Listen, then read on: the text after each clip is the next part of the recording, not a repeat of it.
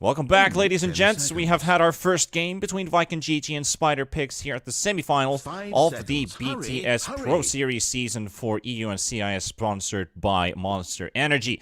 And we're going to continue with the draft as we did in game number 1. Actually, identically. Let's go call Is it and let's go coming? avenge. Is the bounty hunter coming? That's the real question. Yep, PA is the only ban from the previous game's draft, so could be a bounty pick. What would you, if you would replicate last game's draft without the PA and you still go for bounty hunter, what kind of core do you want to go for? The same type of hero as PA? Ooh, okay. They go for the Fearin again. He was really good, by the way. Just like, yeah. All right. No, yeah, we can scratch the PA. So never mind. So, It's not gonna be in this game anyway. Yeah, I'm trying to think of. I'll get back to that question in a second. But like, the idea of the Fearin was this shards, in my opinion, is insane. Where if any fight happens and Fearin's in the game, like before, Fearin was annoying because you get to push out waves. But now with this new shard, he's always going to clear out the waves. And I like how Spider Pigzs respond to this type of lineup that Viking are presenting. They just have a hard win condition. And now going back to the question that you asked about the PA, what type of carry do they want in Viking? Well, when you're going over aggressive with these heroes, which is the Kotal +1, the Fury and push, you need to have a big win condition, because it puts you on a timer where if you don't have that, and let's say you have a Luna, for example, you fail a couple fights, you're going to lose the game, right? So for Viking, they need to make sure that they actually have a one-for-one carry matchup to deal with the Spectre. Asked about the PA. Well, at least the next banning phase, do you now ban the Viper as Spider Pigzs because you got the Spectre on your team? Viper didn't really get any changes, right? It's like his poison attack does cost more mana early on, but eventually costs less mana. It's still a break. It's still a classic. Yeah, it's still the same thing, right? Yeah, I would say for sure. Yeah, Viper's still probably a ban-worthy hero. We'll completely remove the. There's a lot of good items that also now favor the Viper, even though it's the same hero. Not that many changes in her spells, but the new items that were brought and introduced, I feel like a lot of those do favor the Viper. This at least like right now in this patch. Yeah, like the thing is with this patch though, and there's a tweet from Epicenter's account quoting no one, and I have no idea about where the source came from, where no one mentioned it, but he suggested that there was going to be another patch coming out next week. Oh yeah, definitely. With I don't disagree. Map changes and economic changes and XP changes. And if that actually comes into fruition, that would be a really interesting idea where in future patches, you get all the hero changes in one patch and items, but keeping the map and the meta vibe the same. And then after that, you then change the actual true mechanics of the game that dictates, do we need to fight, do we need to tri-lane, do we need to dual lane, where do we gank, how do we smoke, and all that smart stuff during, the next portion of the patch. So you basically allow everyone to learn the heroes, and then you have to learn the game. And if that actually comes into play, I think that's going to be an amazing kind of format going forward where, here you go, guys, please play your 100 new concepts. All right, and now learn the game. That sounds really enjoyable. That is that would technically mean we are in the second patch where we repeat that, because I'm not sure, was it in spring or was it during last year? We had the same. We had the hero reworks first, and then a week after dropped all the map changes and the economic changes. The comeback mechanisms disappeared and all that. So those are the things that were affected. We would do it again. That's why I feel like whatever no one was saying, I believe him, because it seemed very vague just to get hero reworks and hero changes, and this patch is the patch to play the next DPC season on, to be honest. So there has to be something more to it. Oh, yeah, for sure. Like, 100%. Like, I think people would be not upset, but people would just be like, they'd feel like they're missing something if they had to watch the start of DPC, where like the basic construct of the game was the same. Like, if you're going into a new year, you kind of expect it. So no, I am so excited for this tournament ending, and then maybe that's what the Valve's plan was. It's like, let's change up the heroes during these tournaments, but let's not make it too drastic. Let the tournaments end.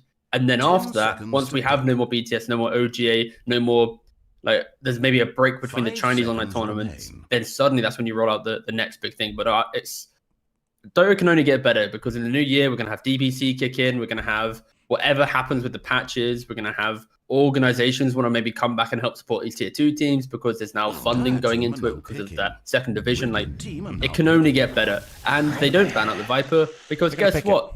They're going to pick it instead. Well, heavy favorite for a Mitch Viper. So does that mean LeBron Venge and Mitch Viper? I would say, yeah, just offlane Viper, position 5 Venge with a carry Spectre. Unless they want to do some quirky DNZ4 Venge, because they have tried that before, but alas, let's look more towards Viking right now. They picked up this Nyx Assassin. It could very well be the offlane still. It could be that position 4 if they put the Fury into that 3 role. Like, there's a lot of flexibility here. And I've seen a lot of Seb playing offlane Nyx.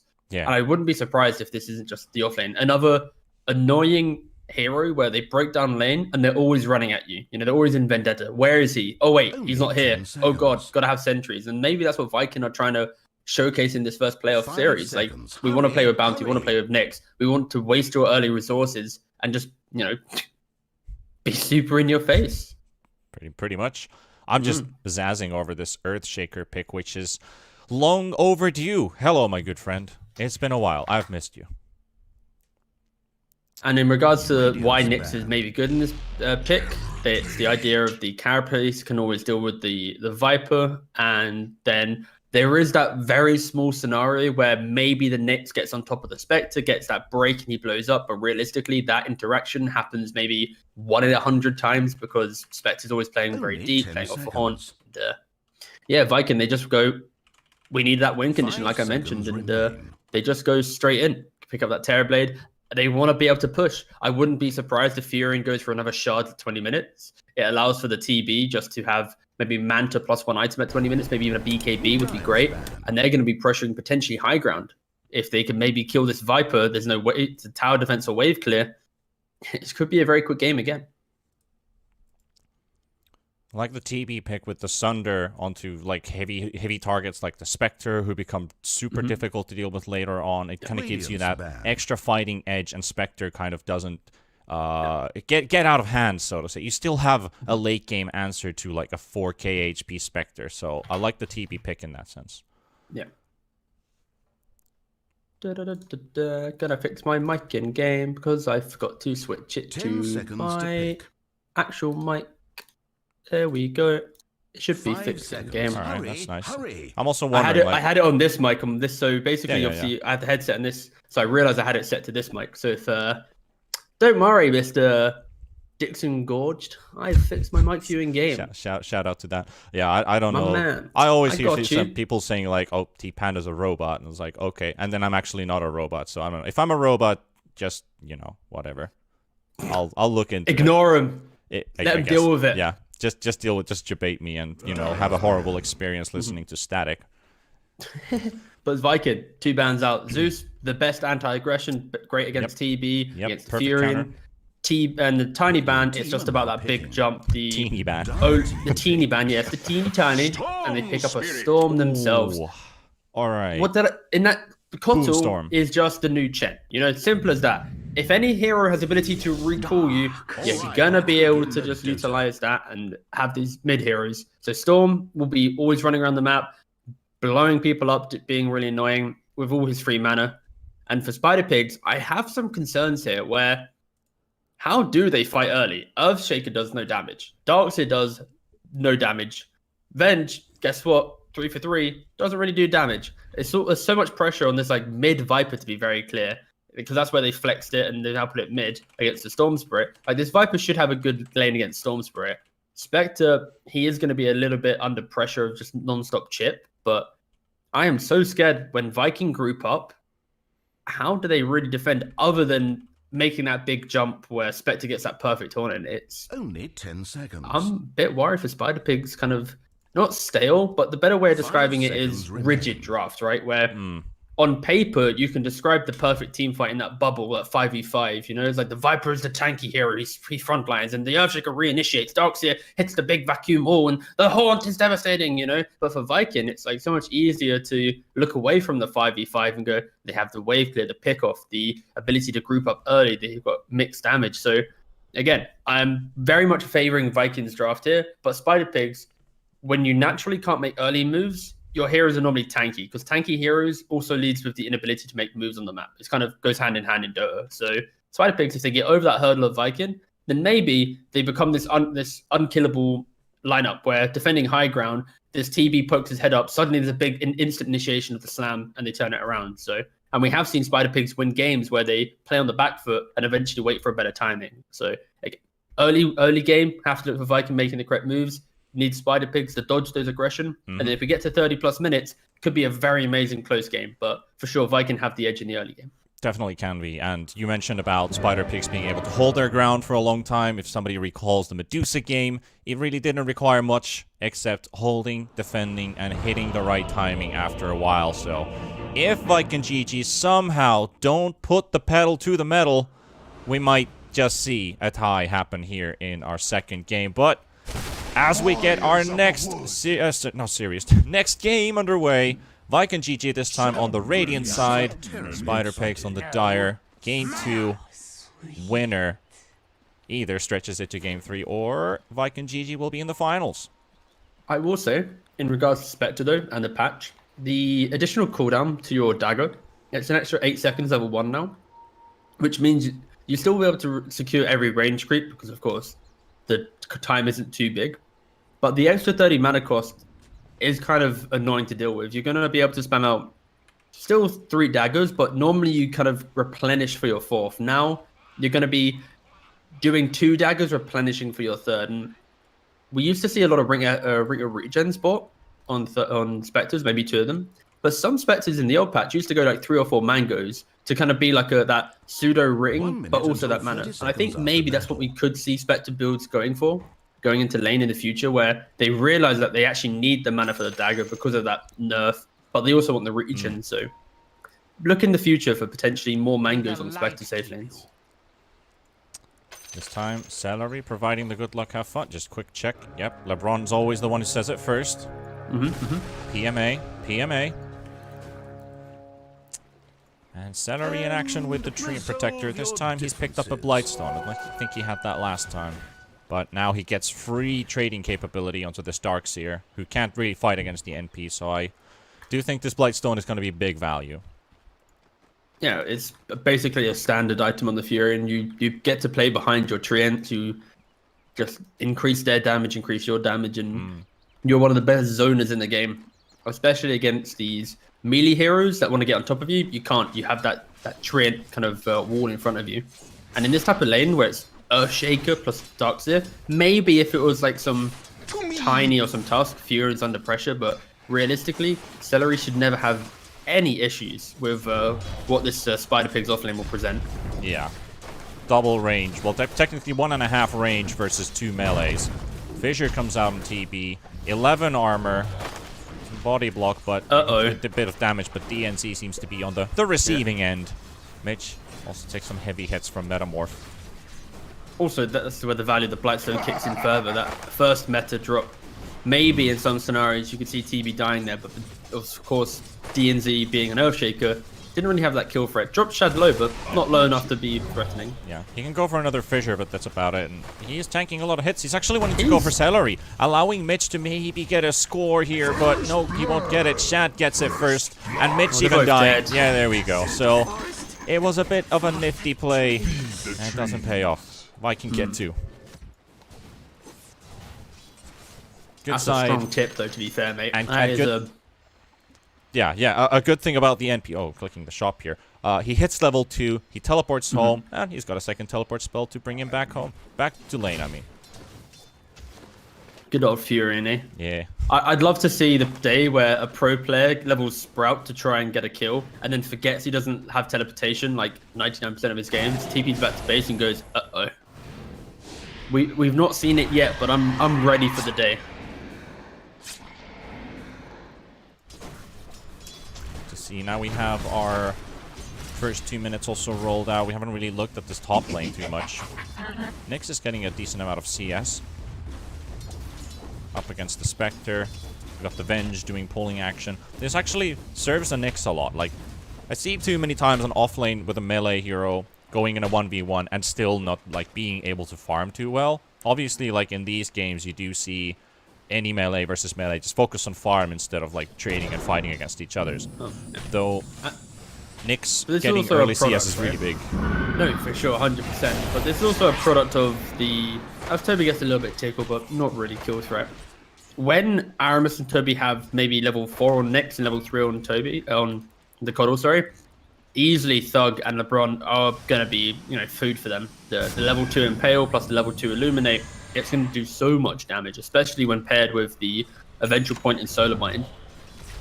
The question for me, or the statement simply is, the lack of changes to the patch in regards to pool camps and map does allow for these type of lanes to exist. Does Toby Toby is dropping pretty low. Big trouble, and a wave of terror out of all things is enough for a kill.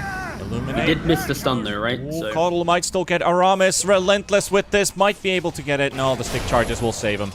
And the salve. But that's a broken clarity. Aramis makes them pay. If it weren't for the stick, Thug might have just been dead. 350 movement speed Coddle with Windlace picked up first. From which the Tranquil Boots. Yeah, Coddle's one of those speedy boys as soon as he gets that Tranquils. Have you ever tried memeing around with Coddle with some really stupid builds?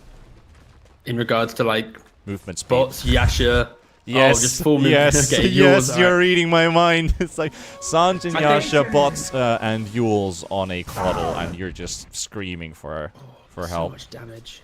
I think just movement speed on any hero just feels so good, right? Like you can make an excuse like, I want to play my think of my Abaddon with bots plus it's so good. Movement is just walking is actually surprisingly very fun in Dota, or running actually. There you go. I guess it's better running. Yeah, like you said that you haven't really played any other games except Dota. I remember playing this game called Road Rash on my Sega Saturn when I was like 5 years old. It's basically a game of like you drive bikes and you try to hit people and try to win. Like you have like these chains and spikes and you have like these police batons and all that stuff. So it kind of reminds you of like if an Abaddon went movement speed. It's like you're just slapping and running, kind of like just chasing you to the finish line. Meanwhile, Boom, he's got a lot of dots from Noob, and Noob looks to take a kill, and there we go. Viper punishing the Storm Spirit. At the same time, bottom Celery also very low, 60 HP, getting burnt up, and he will die. DNZ with the Iron Shell. Nice from Spider Pigs, and this is what they need. They need to be able to have this strong laning phase to be able to allow themselves an even playing field, so that when Viking want to group up for that early push, they have at least that one item, maybe an early Blink Dagger from an activated DNZ, or Terrorblade having to go jungle a lot quicker. Yeah, well, might have to go really soon because he's being punished under tower, trying his best. Mitch is tanking hit from the tower, and DNC, the Iron Shell will be enough. So it's a trade 1-for-1, but DNC can teleport away, and they kill the TD as well. So that means every core on Viking has now died once. But now Terrorblade will just go to the jungle. Celery will probably just kind of lap up the farm here, and when he hits 6, he'll probably look to ult and then maybe try and pressure the top lane with the Coddle plus Nyx. Having that early 6 could be a big window back into the game. But the issue now for Viking is simply this Viper is having a great time mid, 39 for 17 compared to the 35-3 on Storm. And he's forcing Storm to jungle. We just spoke about Terrorblade potentially, depending on the aggression, could be going to the jungle shortly. Yeah. He's staying it's in true. bot lane. Like, you want to put all your cores in the jungle just because you're kind of forced to do it. Meanwhile, Toby, with the help of Aramis, gets to kill on LeBron. You're going to put yourself in a vulnerable spot if everybody's jungling. So I guess TB is still realizing I can still lane for a little bit longer. But for how long is like, you need to be really careful. Information on the comms is super big right now for Viking GG. But also the fact that you have this ward on the bot side of the map scouting out DNZ leaving, allowing the Darkseer to be independent. And also we didn't really talk about the fact that Darkseer, after like minute 6+, he likes to play behind the tower. So Terrorblade is such a great hero against him in the idea that he can just farm in front of the tower. And so the idea and the discussion of going to jungle and Shad never actually should happen because he's against a Darkseer. He can just always just play in front of the tower away from him. And this is where Mitch, he has to decide, do I want to try and pressure with an Earthshaker and remove that potential? Toby does die in the top lane meanwhile. He does. Yeah, Toby was already in Vendetta. He was running away from the sentry because the stun was thrown onto his carapace. I was like, is he really going to die? And then the Shaker just throws in a level 3 fissure right in the face and squashes the bug. Nice. So it was a good shaker rotation towards the top lane. And now setting up for mid onto Boom, though. This is a level 6 Storm with a jump, so this is a whole lot more different. He's already expecting it. Yeah, lane's actually going pretty well for Spider Pigs. It is, it is. And we can look at net worth as well. It's not too bad. Like, even though Storm is the last in farm, as we said, that the Viper is really enjoying his time. TB dying once is still 3,700 in net worth. So this TB is definitely not shut down. That is for sure. No, yeah. And you see this early lead flickering between 1 to 2k. It's the idea that Spider Pigs, they have to use so many resources to get these kills. Like Earthshaker's roaming the map looking for that one fissure. Viper's diving towers for that one kill. And Spectre's kind of getting whatever he can in top. Darks is getting whatever he can in bot. Meanwhile, Viking, even if they die, you have this Terrorblade just free farming bot. You've got Nyx lapping up the farm. Like everyone's hitting creeps and also utilizing the jungle early on. Terrorblade, he farms lane, he farms hard camp. Storm, he farms mid, he farms the side camp as well. Like, they're able to maximize the most at the map compared to Spider Pigs, where they're kind of locked into just doing one thing, and that is trying to apply pressure. Because if they don't apply pressure, Viking have this insane team timing. We mentioned it during the draft, but the fact that when Nyx gets his Vendetta, he starts scouting out these stats, scouting out what Spider Pigs are trying to do. Suddenly, Spectre can't play that 1x4 type strategy where 4 play one side of the map, Spectre plays by himself. Because if he does get caught by the Nyx, that break comes into play. Suddenly, Kotl recalls in a Terrorblade who messes with a Skadi, for example. Like, the game from Spider Pigs needs to be aggression in lanes, set the early pace of the game, have really good tower defenses, and then go equal in itemization. And that's where we look for Viking and go, okay, they're 2k up right now, barely 2k, sorry. Once they get to maybe Dragon Lance plus 1 item on Terrorblade, they're going to look to maybe go for Roshan, look for these early towers, and then really close up the map and punish the lack of mobility and greediness of a Viper, Dark Spectre Tricore. Yeah. That was a long rant. I do apologize. That was a long rant. That's a lot to soak in, but basically that's what's going to happen in the coming minutes, so to say. So I'm like, I can't say anything except yes, I agree. Thank you, okay. No worries. We could maybe use this time to talk about something else. What is your favorite hero in the patch? Questions in the patch. Yeah. This is a difficult one. Or the most favorite change. Like, did you read anything and go, "Oh, I like that"? You don't have to have practiced it or seen it or tested it, but just like, did you read anything and go, "Damn, let me see a bit more of this, please"? Well, at least outside of the disappointments I had with no changes to the map and the economy, but that's coming later, so I might still be redeemed. I think my yesterday's experiments with the carry Omni Knight. I know it sounds goofy, and now it sounds silly. It was actually quite fun because you do pure damage on your shard. It's 6-second cooldown. You heal yourself a little bit. It's not big. It's based on your base damage, so it's not too great. But I think that was cool in a sense. It was fun to try. Same thing with the gyrocopter ag shard as well. You have a secondary target for the rocket barrage. I did try that out as well. It seemed fun. But you're like, okay, this is magical damage, and still you're doing like 600 damage, 500 damage per like every time you're like you're doing like an average of 400 DPS basically. But it's magical damage, which can get mitigated, can get soaked up, and it just doesn't scale too great. So it's fun, but still kind of like a lot of stuff in this patch. This is my genuine opinion.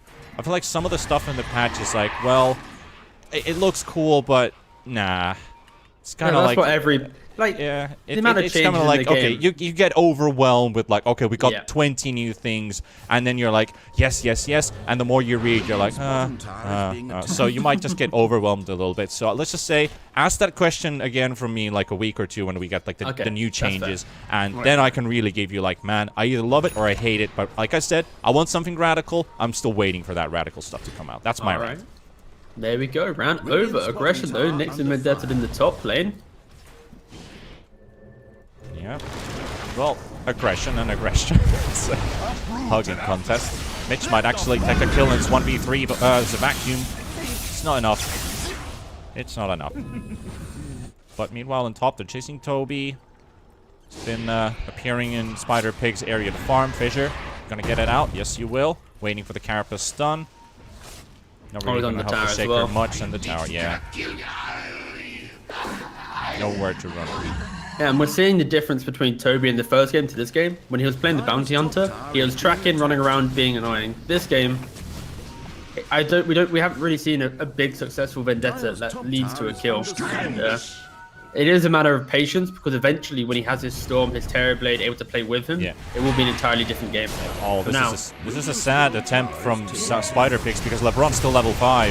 If they had swapped, they could have actually got this kill, but now it's all of Vike and GG on top of those heroes, trying to come for a gank. DNZ dead, Noom is dead, LeBron is gonna die. They just killed a Celery Nature's Prophet, and it took so long to get it as well, because they didn't have swap yet. Level 5 Venge walking in with the stun. And all of Vike can just collapse on top of him for a 3-to-1 trade. A stun on Spectre, but no follow-up from Shatter. But also, the value of this Cuddle, right? You have that recall come into play. He just brings in the Storm. He puts the Solar Bind onto that Viper, who naturally is quite a tanky hero. Exactly. He has 20% magic resist. You slap a Solar Bind on him, that reduces 15%. Now you only have a 5% magic resist because of your corrosive skin. That's not that tanky. That's pretty darn squishy. And he just blows up to the Storm. Like, Kotal is an amazing hero. I am so excited to watch Nigma play with GH back on his Kotal in that position 4 role. I think they I'm just so giddy for DPC. As long as Kotal doesn't get hit by some massive nerfs. How many times are we going to actually get the Kotal through the draft, though? I think that's going to be a big question. But that also means that if we talk about Nigma, for example, that means that Kotal and Io will be your first face bans, and it allows every other hero to come through, basically. So you gotta pick your poison in a sense. But for Vike and GG's sake, since they're the ones playing right now, if they get to play this Kotal more, if they get to play and work around it, this can be super dangerous for them. And if they keep on going with experimenting with the meta and creating the meta even, I think they might have a huge advantage for them as well with the hero pools. Having that adaptability and the compatibility to play around with. However, there's a lot of action in mid, or traffic more to say, waiting for the action to actually kick off. Yeah, it's kind of just walking around, just kind of going, do you want to fight? Nah. Alright, we can just walk around together, that's about it. Spider Pigs, they don't really ever kill anything. Unlike except Thug. Boom. Well, Spider Pigs aren't killing Thug, I hope not. That's not how the patch works. Mentally, maybe. Let's see if they can kill something. Toby's the one to take the bait here in mid. They don't have anything available on the Kotal right now, so it's a 1-for-1, but it's not the best because you're also losing your tower in top. Shad's still hitting this tower. He's gonna have to back away momentarily, but here comes the Treants. Gonna tank the hits while he's clearing the wave. Meanwhile, Spider Pigs, we're gonna go ham on this tower in mid. We're gonna use Haunt. We're gonna come back into this fight. Aramis is the target, so is Celery. But Celery is just the only one to fall, and Vike and GG, they've already backed away. And the siege still keeps on going. The glyph comes out, and Shad is still pushing this tower. They finally get the tier 1 in mid, and Shad, he gets this tower, does he? He's got the illusion hitting it. No, he's not gonna get it. Deny it. Is he? The melee unit. No. Cry chop. Okay, go on, Mitch. You got this, brother. He's gonna keep it up for now, but he's no tower kill for Shad. Not okay. Now at least. All right, here you go, Mitch. Moment of truth. Hi. Give us that normal punch. No. I was waiting for it. I hope we just see Shad run up there and plow like 3 illusions when he buys the Manta. If normal punch was usable on buildings, you could make like a copy of a tower, you know, like. Wait. No, I'm just picturing that you'd be able to physically move towers. So Darkster just surges in and just yeets the tower into like the jungle. Yeah, this will be funny, like you know, just stacking your high ground with this bunch of towers here in mid, you know. Yeah, guys, have we taken the tier 1 yet? Because we can't hit the tier 2. No, where's it gone? Darkster just karate chopped it to the high ground. Oh no. Thug being chased up on his side of the map, and they've not reacted to this fast enough. And Spectre in trouble. The rod comes out. He's got 40 HP, but he's still going to go down. And Vike and GG, can they get out in time is the big question. Celery once again takes the bullet for the team. Toby also takes a few nasty hits from Noob. He's going to lose his life. And Celery, well, he's still juking. He gets a courier on the way. Sprouting. Oh, he's toying with these boys. There's a rod. Oh, here comes Boom. He's actually coming back in. The Echo Slam comes out from DNZ. They're going to take down Celery. They're going to look for the Boom Killers. Well, they will. Amazing. Swap save from LeBron. Echo Slam from DNZ. They secure more kills than they were actually available to get. They weren't supposed to get this many kills. Now they might even find a Kotal. Maybe. Since Shaker... Okay, he didn't have mana. Now he does. Fissure off in 1 second. Now you need to find the right angle. Oh, he's got it. Oh, that was nice. He's got it. Beautiful. And now as Viking, they were really trying to play around this Coddle Recall onto the Storm, abuse the fact that Storm always has full mana, but then you have DNC perfectly placed between both the Ancients and that hard camp. Storm gets slapped up by like a 3 or 4 unit Earth shot, and then the HS layered on top. Viking getting punished for over-aggression. But is this not reminiscent to game 1? We are seeing Spider Pigs able to punish the over-aggression. We are seeing them able to rebuttal or take away this need for Viking to find fights, but the net worth is still Viking favored. Terrorblade is still farming, and then Mitch. Yeah, there was a Darkseer. Yeah. Boom shows up and quickly destroyed. And I love that when you have this +5 Nature's Prophet, Celery, after the previous team fight, respawned, instantly teleports to the to the bounty rune, and he steals it at the 15-minute mark. He gets away because Shaker didn't have mana from the previous engagement. No stun cancel. The Road of Atos doesn't connect and just TP's home. So this NP can just be a nuisance. Since he's the support, you never know where he's going to be next. If he was a core, you always see him coming in lane. Oh, he's not. Alright, the key difference in this game, he realizes that Spectre, Viper, Earthshaker, Darkseer can all to some degree. Actually, Darkseer, Viper, Spectre can all to some degree deal with the split pushing game. So we're not seeing the shard yet. Aww. Orange chat. Sad face. Sad face. Nothing new here. Fairies Trinket, the only newer jungle item for the Darkseer. Extra health. Yep. Tiny bit of spell damage. Doesn't really buff the Darkseer that much, but the mana cost reduction is nice, however, but he's just getting hunted. And this is a this is a Storm Spirit who doesn't even have a Bloodstone yet, and he is around the map. Well, it's mainly the Coddle, you know. It is the Coddle, but that's the thing. Like, you don't even need Bloodstone to be able to just zip and zap and be everywhere, because you have Coddle helping you out, doing all this stuff for you until you have the Bloodstone. Once you have the Bloodstone, I don't even want to know what happens with that Storm Spirit Coddle combo after that, because then Storm is literally everywhere. It's going to be very hard to deal with. And it's the product of Spider Pigs 2 games in a row. Their draft, it looks good on paper as a 5-set of heroes, but when you think about the intricate fights, the early game, the meta that we have, it is victim to just over-aggression and their lack of being able to take fights continuously. They can take one big fight, but they can't take 2-3 smaller skirmishes back to back. And that's where, when you have Storm Spirit, Nyx, Fury, and even the Cold to some degree, they are experts in just poking and prodding and forcing out a big key spell. And then that's when you have the Terrorblade really come in and capitalize on the lack of a slam or the lack of a horn.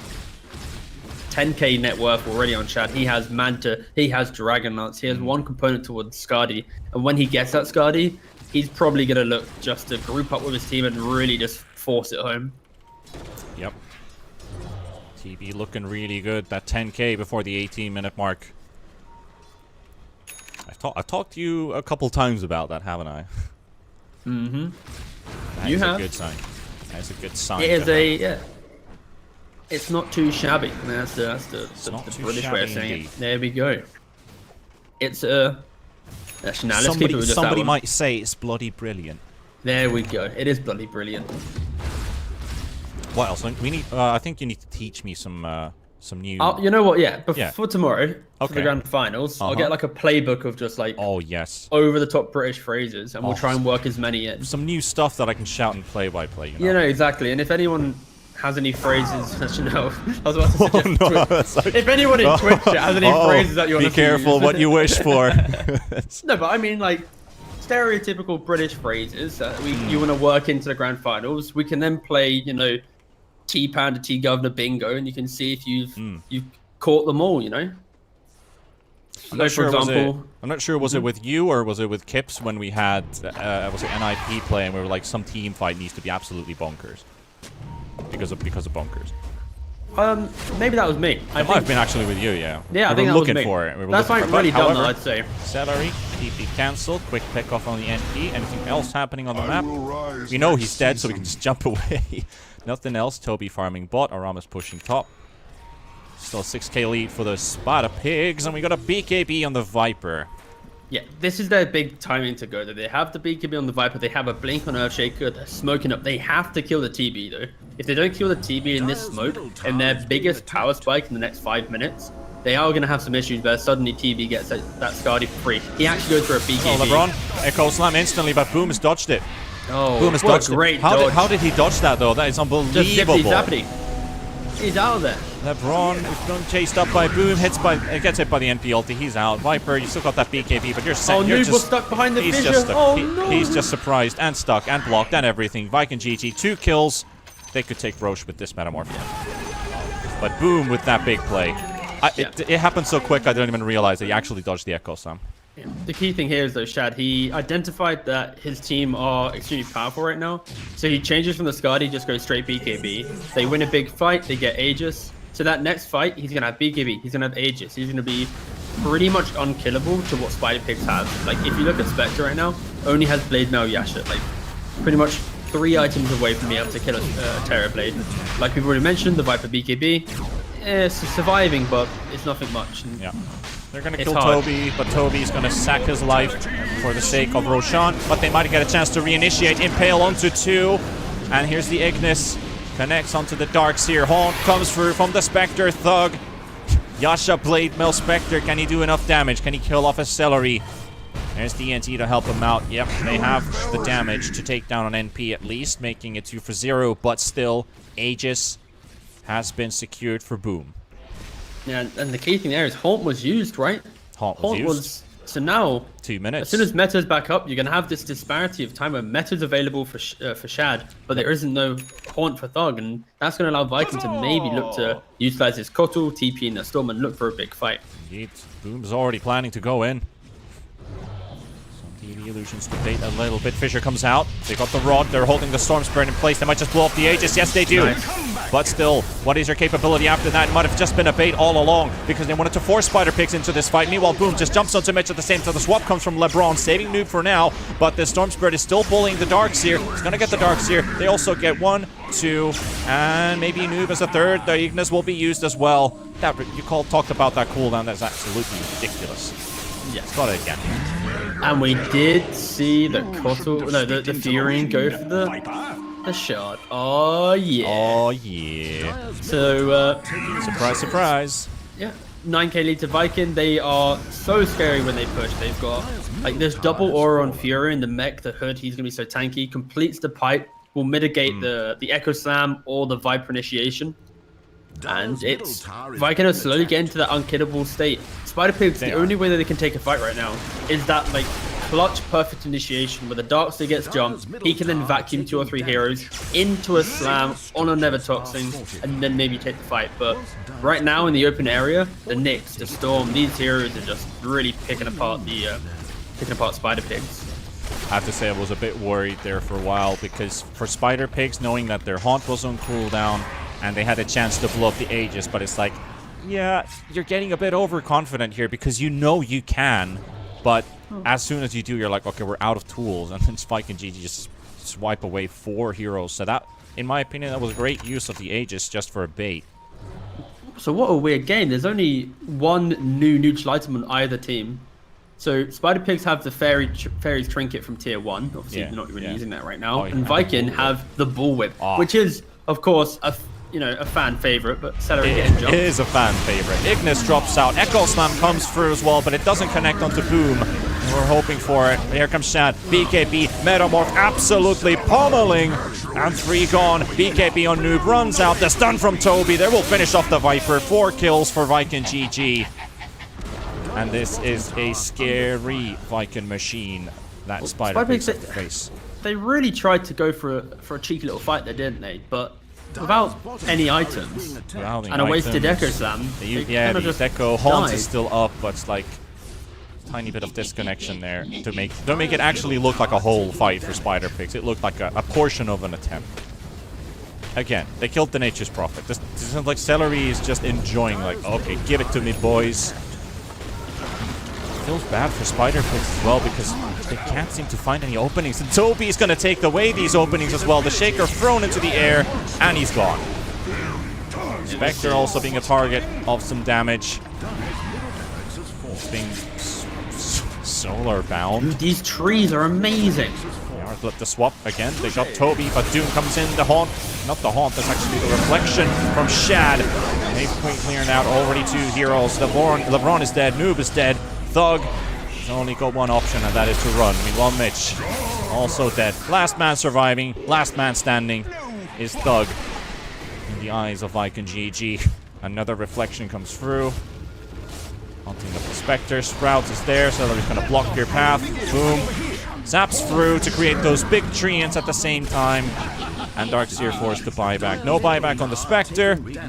No buybacks on anybody on Spider Pigs. Darkseer just used the last one of their team. Fake backing by the looks of it. They just don't have to leave the base. Like, they just keep going. They're just a push lineup without any pressure, realistically. Where's the damage? Where's the control? Yep, 30 seconds Spider for Pigs, Echo. they're trying their best. 30 seconds for Echo, and that tower's falling. Oh, the swap actually goes through! The swap into Fissure is going to be enough. And meanwhile, Aramis. Viking GG, what the heck? Okay, they're going to get Aramis away. The Treant still slapping at that tower. But Viking GG is now going to have to leave. Okay, what was that? Boom. Answer. Explain yourself. Why are you having fun, Boom? Why are you having fun? Yeah, instead of boom, it's just boo. Yeah, okay. Well, that was just a play, you know. Swap into the stun. This time it went through. He's been dodging them pretty well so far, but didn't quite dodge this one. Maybe a bit overconfident, but still doesn't change the course of this game. Viking GG, 20,000 gold ahead. Mid secured.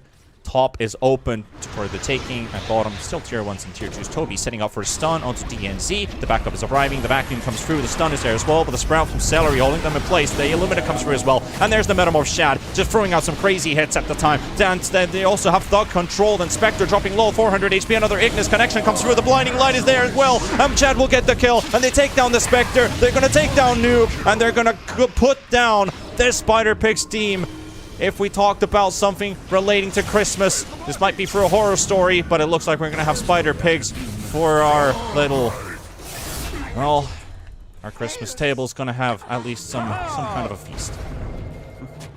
Sometimes a cute meat ham. Yeah, something like that. Yeah, Spider Pigs, they're out. They're out. They're eliminated. Thank you. It's been a pleasure watching you. We thoroughly enjoyed it. But my golly gosh, did Viking really showcase how, first of all, Kotl, he's going to be tweaked a little bit in the coming weeks. I think he's just a little bit too good, especially with the 15-second recall and the fact that he just buys Ags and has everything going for him. It's a great hero. There's Solar Bind. That magic resistance is 15% level 1. Probably he's going to be scaled to like maybe 5, 10, 15, 20 because it's kind of a bit bonkers being like 15 straight away. But yeah, I really like the idea that in this series alone, Viking showed that in 2 games, Toby's playing these offlaners that are kind of like tempo setting heroes in which they're not the traditional team fighters, but in the first game you have this bounty running around tracking, forcing out the kills, but also keeping up the net worth. In the second game, you've got a Nyx where he can hard counter this Viper, forces Viper to go BKB, but then also goes for a Yules. So you can never surge away. You can never have that activated core running around the map that quickly. And yeah, it was so refreshing to see Viking come into a series with a slightly new perspective, and of course the patch does help that, and they look very scary. I don't think we ever thought Viking should lose this series, but I think whoever gets to the grand final against it, it's going to be a very, very good series, and maybe you're going to have to look towards, do they respect the Kotl, because it was very, very good in both these games. It was. And overall, the game plan for Viking GG, like they're a very solid team. They didn't really give Spider Pigs that much of a chance. Game 1, same thing as well. Just, you know, a thorough, very basic, good performance. Spider Pigs just not matching up at the same level. Though, I did enjoy the amount of growth that the Spider Pigs team has shown throughout this tournament, that they started off sloppy and then they improved from there. So usually you see a team just be completely disconnected. Like after a 2-0 stomp in the first round, you're like, yeah, they're going to get 2-0 in the next series. And they usually do. And you're like, what happened with them? But they really improved their gameplay. They beat the opponent they lost to before, made it to here, got to play against Viking GG, and, well, if Spider Pigs don't have any games after this and any other tournament, well, I mean, it's not a bad opponent to lose to start enjoying your Christmas holidays, in a sense. But Viking GG will get to play another series tomorrow with this victory. However, T, we've still got another series after this. We do, mate, yes. We've got Team Spirit, formerly known as Yellow Submarine, against Live to Win. It will be an absolute corker because the winner has to play up against a very scary-looking Viking, and it will be the last tournament that these big European tier 2, tier 3 teams get to play before DPC kicks in. So nice little cash grab. So yeah, should be a good one. Definitely should be. So we're going to take a break, and we'll return with our final series of the day, Team Spirit versus Liv, to win our next best of 3 after the break. So we'll see you then. See you then.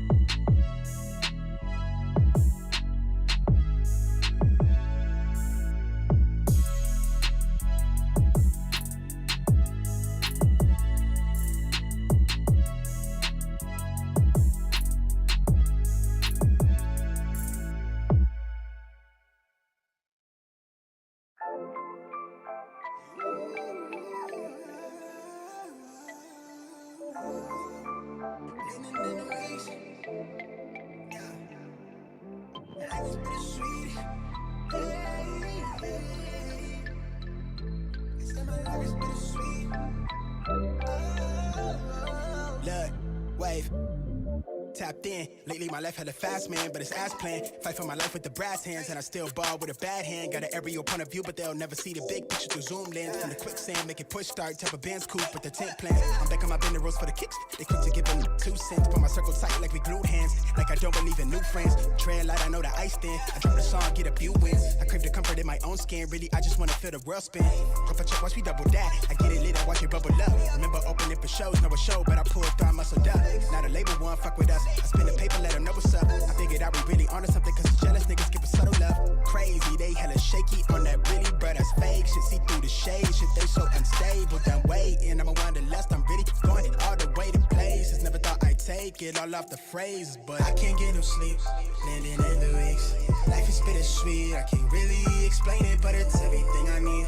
At least for now, I think that everything might be alright, okay, okay. I can't get no sleep, landing in the weeks. Life is bittersweet, I can't really explain it, but it's everything I need. At least for now, I think that everything might be alright, okay, okay. These days I get replays, blue faces, how I decorated the loose page. Remember how I used to serve the plate, clean the food tray, working 8 to 4 from Tuesday through the weekdays. Hustle evenings at the stool off Highway 92 in Haywood, always running just a few lanes. Tucking a new game, back to the crib and I color in new ways. Wielded a new blade, but the budget tied me down like shoestrings. Collected the loose change, those were the days that made me. She on my line like a beacon, she could've swore that I was cheating. Be honest, I was barely breathing, chasing the life how I wanted it, knowing that you was all that I need. Puzzle that all of the pieces that fit like a glove, you sit it right in front of me, how I don't see it. Hit up the Brody to fit, like daughters and I take it easy. Am I on or something, or am I reaching to be validated? Instead I get told from the parking space, why do it feel like I could have a vote for the ominous faces to all that won't save us? I thought the ground was for the breaking, look like it's all overrated. Yeah, like it's all overrated. Like it's all overrated to me. Like it's all overrated to me. I can't get no sleep, landing in the weeks. Life is bittersweet, I can't really explain it, but it's everything I need. At least for now, I think that everything might be alright, okay, okay. I can't get no sleep, landing in the weeks. Life is bittersweet, I can't really explain it, but it's everything I need. At least for now, I think that everything might be alright, okay, okay.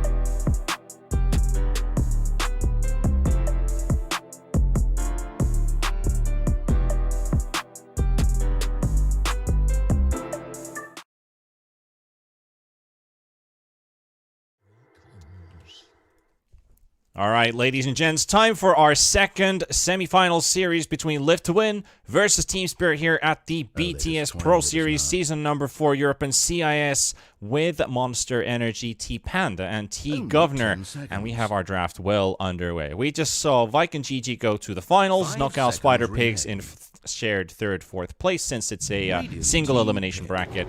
And now we have to find out which one of these two is going to join Viking GG in the finals to fight for that $15,000 first place prize. And just to clarify, everybody, you see Team Spirit tagged up on Diet. That is the previous Yellow Submarine. That roster containing Yatoro, Toronto Tokyo, Collapsed, So Bad, and Naposhka. Hurry. Unless they've had any random roster changes since playing in Epic League, that should still be the same case here. Happy to see they've been picked up by Team Spirit. And you have to basically go, well, DPC is kicking in the new year. This is a pretty hotly performing CIS team. Maybe kind of in that maybe top 4 region, because of course you've got VP Na'Vi easily number 1 and 2, and this team could very well be a strong contender for that 3rd and 4th spot. So DPC, that Division 1, Team Spirit now going to be potential contenders for getting into the kind of the top portion. So yeah, very excited to see that the org has returned and picked up a pretty good team. Team Spirit, usually if we talk about them as an organization, they've usually snatched these tier 2, tier 3 rosters for themselves, had a lot of training for them, kind of built them up on the long-term schedule or long-term goals, but never really actually cracked the surface, so to say. Like, we had maybe one roster from Team Spirit that really broke into like the top level of play, but didn't stay there for too long. Now, Yellow Submarine is that elevator team I talked about several months ago, and they have the capability of breaking through or staying at the level they are right now. So either way, this tournament isn't going to dictate everything. They've had a lot of great shows so far, and they're definitely a high DPC contender for Europe and CIS. Definitely for the CIS region, hopefully for both combined. Yeah, it's so refreshing to see some of these teams. But also, I like the fact that in this BTS Pro Series, we actually have, through pure fluke alone, the EU teams played the EU team, and the CIS team played the CIS team, right? Like our semi-finals was Viking Spider Pigs, who both would be playing for EU DPC. And then we had Team Spirit and Live to Win, who both are playing for CIS. So we are going to have a grand final of the EU versus the CIS. And we had that just in OG Dota Pit, right? We had Na'Vi versus OG. So, yeah, it's... And also then before that, we had VP versus OG again. So, we are getting so many of these closely contested regional battles. Epic League Division 2 as well. Alliance versus Live to Win. So, a lot of EU versus CIS is like kind of like the top EU team versus the top CIS team. But the names differ, but it's always the same pair. So I like how these both are like bringing themselves together, kind of like being some top contenders and not just one region being stronger than the other. Because if we go backwards, maybe 2 years in time, it was basically like EU is tier 1 and CIS is tier 2. So it's like you can only see like one particular group from each. And now it's kind of like it's almost even in a sense. Like you have some really good teams in tier 1 for Europe and CIS, and same for tier 2 and so on. But enough about that maybe in here, because I think we get the points already. We're both agreeing. You all are agreeing. Let's talk about the draft. We have an IO first pick into a Phoenix coming in, and a Brewmaster to a PA. We did see a Brewmaster played by Cascade in this tournament on Zitrax. So it was a carry brew. It'll be interesting to see when Live to Win want to lane this, because again, new patch, new things are occurring. If I do a control F on Brewmaster, he had a disgusting amount of changes, which I will read through during the course of this draft and then give an opinion on what I think about Brewmaster. But more importantly, Team Spirit, they're going for more of a simplified draft. They've got Disruptor Phoenix PA. PA is still very strong. We saw that in OGA, just ripping through his opponents. And the Disruptor, I like the idea. It's one of the classic counters to a Brewmaster, because Brew, if you go to the blink, he blinks in. That that animation's pretty long. You slap down a Static Storm, suddenly you kill him off, and he doesn't get to play Dota. And also, you have to think about the tail end of the Brew split when he's running away from you. That glimpse, You know, as long as you have that vision, you can always bring him back. That Earth Panda when he respawns on top of it, or whatever panda's alive. You know, the glimpse is very strong. So it's also very good against Aya as well. Like, it's a very, very high value disruptor pick. Team pick. What's your take on the Void Brewing for the Brewmaster? I think I saw one SEA team play and have it today in their game, but it had no impact because they were already losing the match. Yeah. But what's your take on it? Do you have any? I don't mind it, but it's probably the same idea as before, which is like, how often did you buy Ags on Brew and play around that? Like, now, I still like it's the whole kind of new patch itis syndrome thing, which is, would you rather have a brew of all these actual items like an AC, a BKB, Blink, and then eventually go for like a 4th, 5th item Ags, or would you rather him have the Ags? But in terms of your question about just purely, do I think Ags is good? I think it's always fun adding an extra layer to a hero. So for Brew, he's now got this spirit that has that resonant pulse, that extra bit of like wave clear potentially. He can now split push a little bit better. He can also be tankier in the fights where, let's say, they've automatically blown up the other pandas from physical damage. This one might be a little bit more survivable. It gives Brew an extra form of survivability. And again, like I said, tankiness is ultimate. So I'm not against it, but I still think you have to buy the normal items before you can actually slot it into a build. And Live to Win, they continue with quirkiness, with they're trying out a Brew, and also they're trying out a Lion, which is kind of just a Lion. I've never really been a fan of a Lion. Wow. I'm looking at the changes just to make sure I'm up to date on it, but cast range on Earthspec's increased, Hex movement speed is decreased, mana drains, whatever, Finger of Death, whatever. Like, it's just still a Lion. It's still a scaling Finger of Death still, right? Yeah. It's just, the stacks it's still literally the same hero, and it was pretty garbage in the last patch. So I'd like to see maybe what Live to Win have to use it for. If we think about they're picking it into Phoenix, PA, and Disruptor, maybe they want some instant lockdown when the Phoenix slowly swoops in, that hard lockdown. But Monkey King. God, blimey, it's a very interesting draft from Live to Win. I have to say. Wow. At least they're not afraid to experiment. Let's put it that way. We have the Lion pick. Now the Monkey King that also drops in. Yeah. They are going for strong lanes pretty much. What was that? What was that about, T? I don't know. I sneezed, mate, so I thought I'd it out. Okay. Yeah, I thought there was something. I thought I'd then dance to it. No. It was like a post-sneeze dance.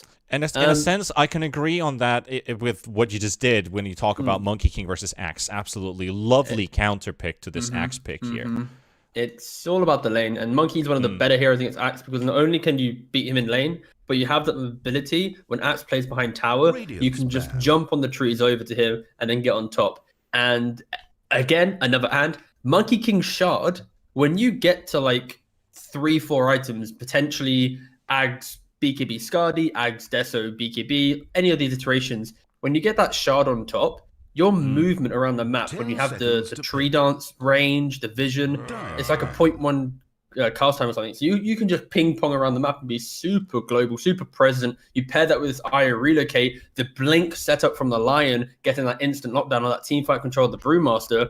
This Monkey and Aya can be absolutely devastating. So I like the new patch philosophies Live to Win are bringing to this, simply based on the idea of potentially a Monkey King Shard, and then the old school things that Lion and Brew provided, but now try to bring it into the patch. But again, it easily could be a draft that is just good on paper, but to execute it, you need a lot of farm, you need a lot of items, you don't really defend towers that well. So then suddenly, if your Axe isn't fully crushed, if your PA has a Battle Fury Deso, the game can be really hard. But again, I'm liking the creativity, Same here. That's what I'm also liking a lot, is not being too afraid to try something new. And maybe this is something that they've already practiced out in the past few days. Like, there hasn't been that many hours time, but it might have been something that they struck on the get-go. Like, okay, I want to give this a try, and just been playing it ever since, and kind of like, okay, now we can bring this out. Or maybe it's something like, yeah, it worked once, maybe it can work another time, because isn't that what the mentality is about? You want to play a hero, you feel like this is the hero for the game, this is the one I want to play, but it also fits our gameplay style and our drafts. Isn't that the way you always should approach a draft?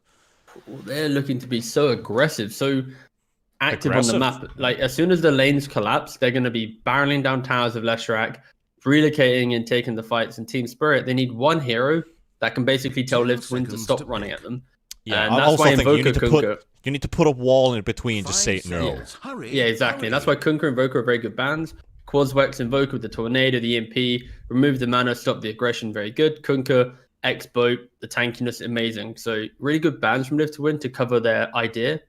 And if you have to think about what heroes are left, especially in the mid lane, what anti-aggression heroes really are there? Maybe you All I could can go think for... about is supports, but you don't want to support. I'm trying to think of the mid lane. Like, is there anything quirky they can pick? Something that kind of works in the mid lane, but is kind of something like Bane and Jakiro, but still a carry and a core. But something You that need shuts like a them down. beefier hero. Like, kind of, yeah. they got 5 seconds anyway, so if we keep doing the small talk, we can see what they pick. Okay, wow, all right. So they look towards not having a beefy hero, but blowing up, winning. To be honest, it's not exactly what I was looking for from Team Spirit. I mean, it's a Toronto Tokyo Lina, yeah, but this is not the hero I had in mind for defensive reactiveness and turnarounds and kind of like shutting down Live to Win's push. Yeah, the flip side to that is simply the push comes from the Leshrac. So they pick up a Lina that can actually beat the Leshrac in lane, or at least match his farm, so that he doesn't have the wave to play around. If Live to Win overextend, they have that explosive potential. And the issue is, we were describing a hero that can stand in front of the fight. They don't have that. They have a lot of reinitiators. The Phoenix, Axe, Lina, they all want to play on the fringe of the fight and then enter. That's where Team Spirit will have some issues early on. But the Lina pick is simply, if she gets that early farm, she gets a bots, Yules, BKB, Aether Lens, she's suddenly now just running around the map, getting all these pickoffs. And it's a risky pick for sure, but it's one of the better picks for the idea of it can actually lane into Leshrac. And if Lina has a better start to the game than Lesh, she's the one rotating, helping out the Axe, playing with that PA and forcing the fight. So yeah, I don't mind it at all. And another layer of burst damage where if Brew fails his initiation, you have that instant Yules. Like if you precast Yules onto Brew, he blinks in, boom, suddenly he's in the air, you LSA blow him up. Like Live to Win really can't fight. So yeah, I don't mind it at all. But it is going to be an issue if lanes don't go that well. Monkey has a great game, Lesh has a great game, then suddenly where is that front line that we mentioned? But again, that's 15, 20 minutes down the line. We can bring up that point. We can either praise it or flame it. And now I think what is also a really big question here is we look at directly the Dire team, the name, Team Spirit. This is Yellow Submarine, now signed by an organization. Do they fall under pressure because they have to show what they're made of?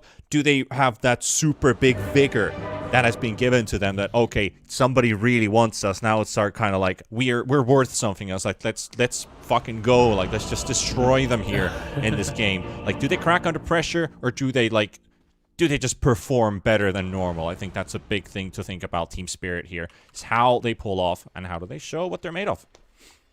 I think they're fine. They played in Epic League.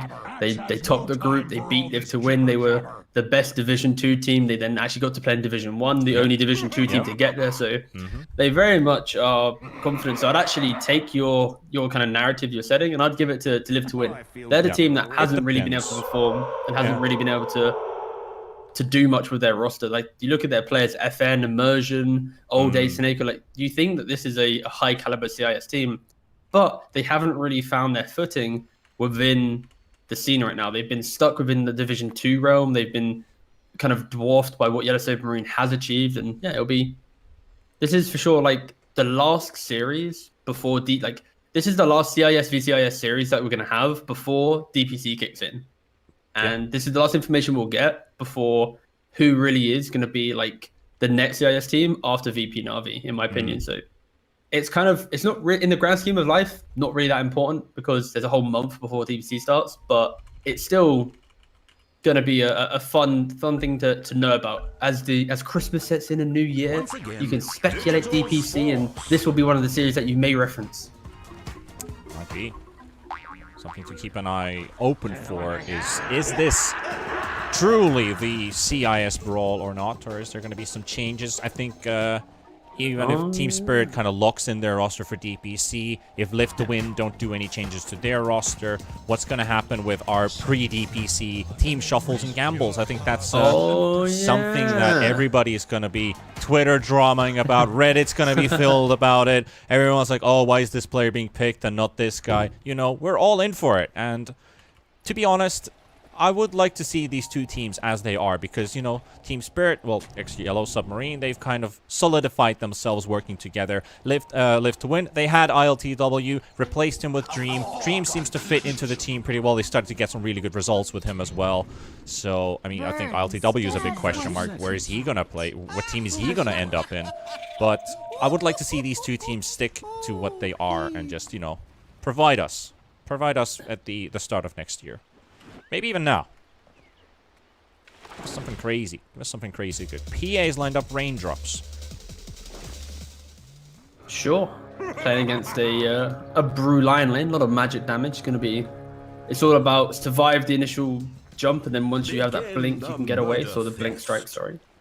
Yeah. I don't really mind it. It's a nice little casual raindrop. Not picked up at least in every game. We're going to see Monkey King lane up against Axe. This is heavily Radiant favored with just this. Now I'm wondering who's the support to show up to this lane. Since Immersion is starting off with Afterlife and top, we're most likely going to see the Lion teleport bottom, but Soneko setting up for first blood attempt onto this PA. So let's keep our eyes teamed on this top lane. We've got the teleport coming out from the Disruptor.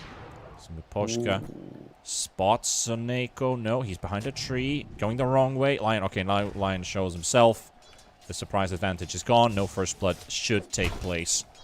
At least the traditional way. Yep, and he teleports back home. Or bottom.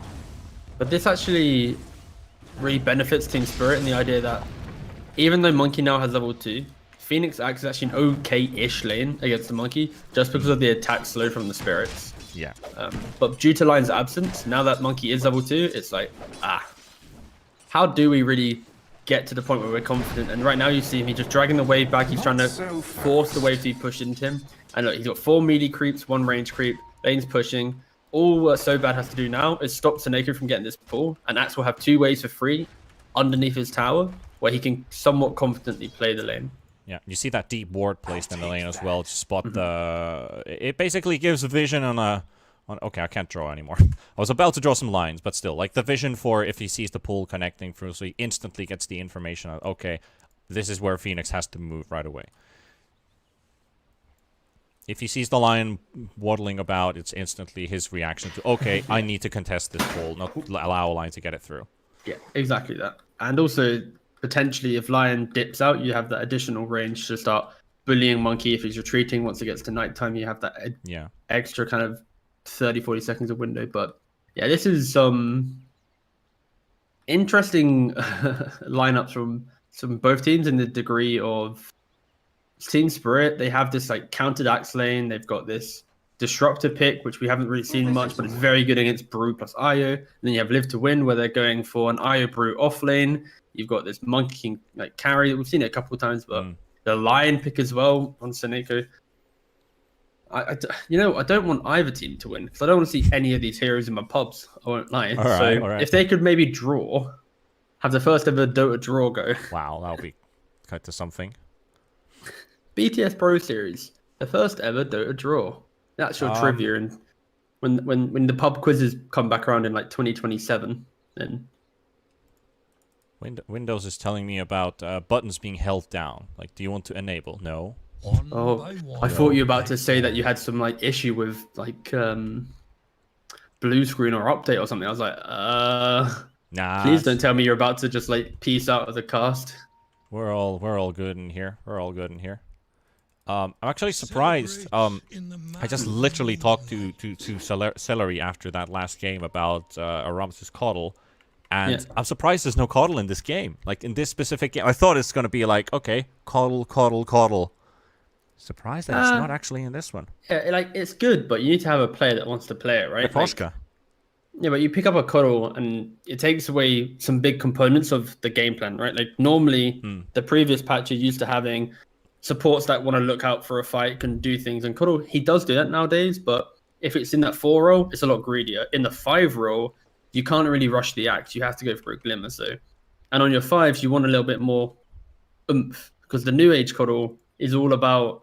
It's basically a Chen, but without the Chen property. It's like he's got the wave clear of a Chen because the Chen has creeps. The Coddle has wave clear. You have the TP that Chen used to have, and you also have some mana. But it's very much a enabling support, which +1, and the team just needs to be ready for that. And I think it will take a week or two before teams maybe look at the hero a lot more than they currently are. But it is a very good hero for sure.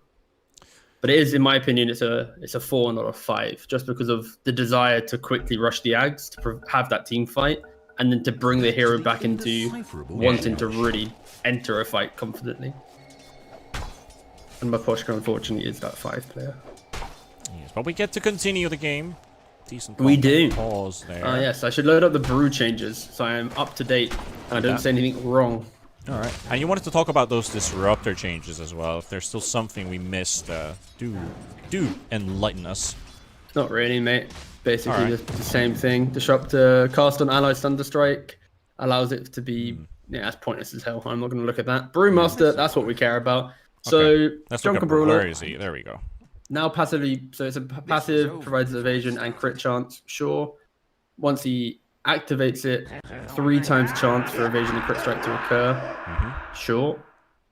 And it's a higher cooldown because of course it's a bit better. Yeah. He has more armor. Quite long. Yeah, less HP but more armor on Earth Spirit, more HP regen. On the Storm Spirit, it's got more HP regen, magic resistance, so tankier. Okay. But less HP. That used to be the very squishy one always. Yep. And on the Fire, it's got more armor, more HP regen, and status resistance. So basically, Brewmaster's ult is a lot tankier now, and his passive is just net better because it's a passive, but also activate it for some big deeps. And then of course he's got his Void Spirit on his Ags. But yeah, overall, I don't mind it. It sounds quirky. We'll see how it goes. Wasn't there disarm on the Void ruling as well, or something? Wasn't that the big control piece or something? No, it's just Disseminate. Okay.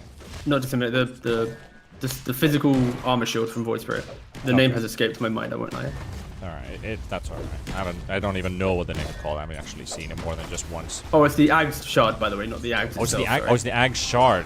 Okay. Yeah. Sorry, let's correct ourselves right. before we So make any mistakes, lads. Yeah. Oh, it does disarm. It applies a 20-30% slow and disarm for 2 disarm for 2 seconds. Jesus. Yeah. I thought that there was a disarm on it for something. Yeah. Astral Pulse. Okay. Oh god damn! That's disgusting. Yeah, that disarm is pretty good. Like the slow is pretty massive. If it's the shard, it's actually good. Yeah, I thought it was the Ags. This entire time we're talking about it, I thought it was just the Ags. But if it's a shard, that's cheap as chips. To think about, yeah. That's the shard buff. Like to think about overall. You picked up Brewmaster. The enemy has a PA. This is a cheap halberd. This is literally a cheap. I'll show it to you right on screen. Halberd's 3600, and your Axe Shard is 1400, and it's a 2-second disarm. And since Satanic is absolutely garbage now, well, not absolutely, but it's really bad because of the status resistance no longer there. That's actually big. I'll give it to Brew. He sounds like he could be a fun hero. So if he goes for the Spirit, if he goes for the Shard, he's going to be able to disarm people. Axe getting killed in bot lane, as expected. Like I mentioned, that chase down from Dream. Yep. But then also, the 2 charge or not, I'm excited to see if Brew's a hero. I'm so skeptical, but I'm down to see it maybe work out. Alas. Mid lane. Might work out a little bit different than the Zitrax carry brew that we saw earlier on. That was before in a different patch, so. And I've already forgot about it, Panda. But then you have to bring it up, and I had nightmares. Thank you, Panda. But we did talk about it before, and you actually mentioned it first. Yeah, so but I forgot, and then I remembered. You can't hide. You cannot hide. However, this mid matchup we haven't really talked about a lot. So farming and trading, doing a decent amount of damage. This is the same thing about either one leaves the lane, the other one is just going to push your tower down. We've seen Lesh Shrek already do that earlier on today. So the enemy mid leave the lane, Lesh pushes down the tower, and then when the tower is down, then the Lesh gets to rotate. So when either one of these rotates, if they both go in the same lane for a battle, maybe then if they go in opposite lanes, or is it just one going for a rotation and the other one pushing down the tower? So those are the things we have to pay attention to, because one leads to another. There's always a reason and a consequence. But 5 minutes in, it's only 1 kill to live to win. Obviously, Monkey King being able to kill the Axe, so the fact that Axe hasn't had more deaths, it's going pretty well. You see him 19 CS, that's more than I was expecting him to even have from this lane. He's having a decent time. He's got the boots and the windlass. Again, the idea of just offsetting what Monkey wants to slowly click you down. It isn't an Orb of Venom on Dream. Immersion just killed off the courier that had the Ring of Hell for Yatoro. Easy. So Brew and Io have like 2 minutes of extra harassing time on this PA. Well, 2 minutes because of 110 respawn and then the lane walk back to lane. Fly back to lane. At least Peposhka uses the glyph instant glimpse. The glimpse, there we go. Oh yeah, sorry. New patch Disruptor now has a inbuilt glyph where he can glyph literally to turn anything. the heroes invulnerable. It's like a global guardian angel in a sense. Anyway, Collapse is diving. Dream is low on HP. He's hiding in a tree, but they're gonna kill off Soneko's courier. Right. So bad is low on HP. What's the stream do? Looking for. Oh, he misses the stun. And there's an Icarus dive available. So bad. He could cut down the tree. He could cut down the tree. It's right next to him. No. Nah. That takes some big cojones, because if he misses it, he's going to be stuck in that tree line with Lion stunning, Monkey King right click him, and he dies. So he needed the axe to be with him. But, you know, let's like, they're already winning a lane that is kind of somewhat hard. Axe now with 32 CS, of course, farming up the small camp. So they're going to be happy that Monkey King is so scared to really exit the lane. Yeah, because that's the thing. Like, do you suffice with that, or do you just want to go for more? Because that's like a big question sometimes. Toro's courier respawns now. It's a flying one, so I'm pretty sure he's going to instantly use it to send it back to lane. That's his ring of health waiting. There is a disruptor courier bringing up a sentry, trying to find the ward, and Fen has actually rotated towards mid. Instantly glimpsed, but he's only glimpsed under the tower, so it doesn't go all the way back mid. Miposhka lives. What does Toronto Tokyo do with this? He could push. He might start slowly chipping with some right clicks. He's LSAing the trees down, but FN quickly goes top, kills off the stack, comes back to mid and is able to defend his tower. Only 300 damage. It really isn't. And Disruptor in here. Yatoro is gonna get punished a lot here, but they're afraid to go because there's no creep wave, and they don't know that Miposhka is not even there. They don't have vision. There's only a dire ward inside this area. Only 1 kill in 7.5 minutes. Very cautious, very patient. Yeah. Slow burner, isn't it? Slow burner indeed. Collapse gets the call on the Monkey King, but that's all of your stacks. And the dunk fails. But Collapse still gets the kill first, so he spins just before the tower hit connects. Talk about RNG. That's perfect timing for a spin. No XP for the MK. Oh wait, why did I overcomplicate this? Like, I literally just remembered. Like, I'm now looking back and realizing I could have just hovered over the spell in game. I don't know why I was tabbing out, loading up the patch whilst we're talking about all these spells, these interactions, when it's literally in the game. Yeah, you can you can see everything else. You can see everything else except what they used to have before is when you ult or hold alt and you see like the previous patch version. I have no idea. Like, we're literally talking about Brew, and I'm like, I can't really remember what it does. Let me go check the patch. Loads up Dota 2 miss. Like, I'm in the lobby. I mean, why am I not hovering over just at? Oh my god. Well, that's my special moment of the day over and done with. Mid lane Toronto Tokyo, LSAing up FN. And he's not gonna die, is he? He's gonna get a bleeding double kill! Nice. Look at him go! Didn't see the Toronto Tokyo kill, but I did see Miposhka fall and Lesh at 40 HP, so 1v2ing. Oh mate, yeah, that was a clean kill. The Lina LSA'd.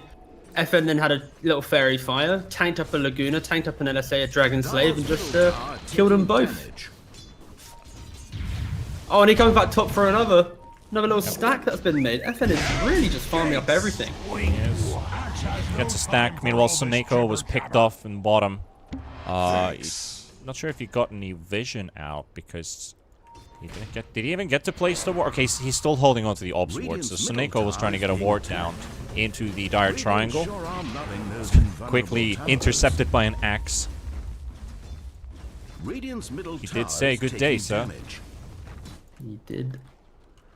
Dream. He's also going for. So we see double Battle Furies this game. Yep. PA and MK. Yeah, the Monkey has to scale into this game. He does. I'm not a massive fan of the Battle Fury on MK, but like you said, he needs some scaling. He can't just go pure fighter build and hope for the best.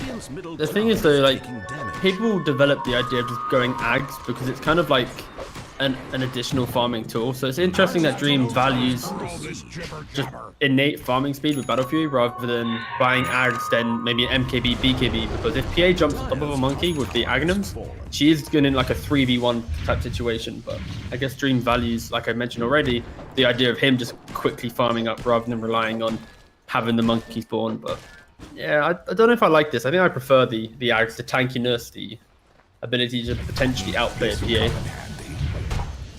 Triple net worth lead as well. 4,000 gold for Liv to win. Really well. But it's basically FN. Like, he is doing Much, so well right now. MK is also at 4,800. So that's 1,000 gold ahead of the PA, who are both building a Battle Fury. Meanwhile, Soneko tanks. Okay, relocate coming in. Can they get this Lina kill? Laguna Blade has been used on Soneko, and they will get the Lina kill. Soneko tanks it through. He's dodging the Sunray, or at least he's trying his best, and he lives. The Yules comes out from FN. But they don't need to play this through immersion. Does he go for his friend? He does. All right, relocate to mid. Okay, they weren't that far, but still. But Liv to win, they just the good thing here is they collapsed the map by bringing all the heroes mid. And now we see the potential value of a Lion in the idea that he can run around the map by himself. If he dies, whatever. If he gets a good stun off and sets up that relocate, he can just be really devastating in the early game. Yeah, that was brilliant that he was able to play in the dire jungle without any threat. Okay, Lina walks in, you're probably dead. Oh, he's actually surviving. Relocate, turn around with the stun, and just kill the enemy mid as a support, basically. So that's big. Yeah, also helps FN, obviously comes up to clean up, and then he has the Yules as well to save him. But yeah, it's just the value that you get here. Can we address the Midas on Brew? Sure, mate. Why not? It's an old age classic item. You want to have levels.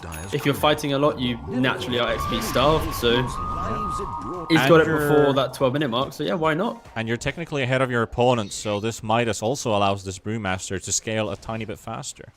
Yeah, I think the key identifier to why it can be potentially viable is the Team Spirit doesn't have innate push and map pressure built into their draft, where they need Axe to have farm. They need Lina to have +1/+2 item. PA, of course, needs Battle Fury Deso +1. So it gives you pretty much like an 18, 19-minute window where you can do whatever you want. But once it gets to like that 20-minute, you need to have those active items. So yeah, it's important now that Brew, in the next 8 or so minutes, he gets items to fight. Maybe a Vlad to help his Monkey King, maybe a Blink, maybe even like the Aghanims for that early disarm, the Shard, sorry, for that disarm. Could be interesting. They're pinging out, and they spot collapse. The stun comes through. We'll get this Axe controlled, and an MK ulti, just in case that the team fight doesn't actually break loose. Maybe a bit of an overkill, but it's a good preparation there from Dream, just to make sure that... Yeah, get rid of him.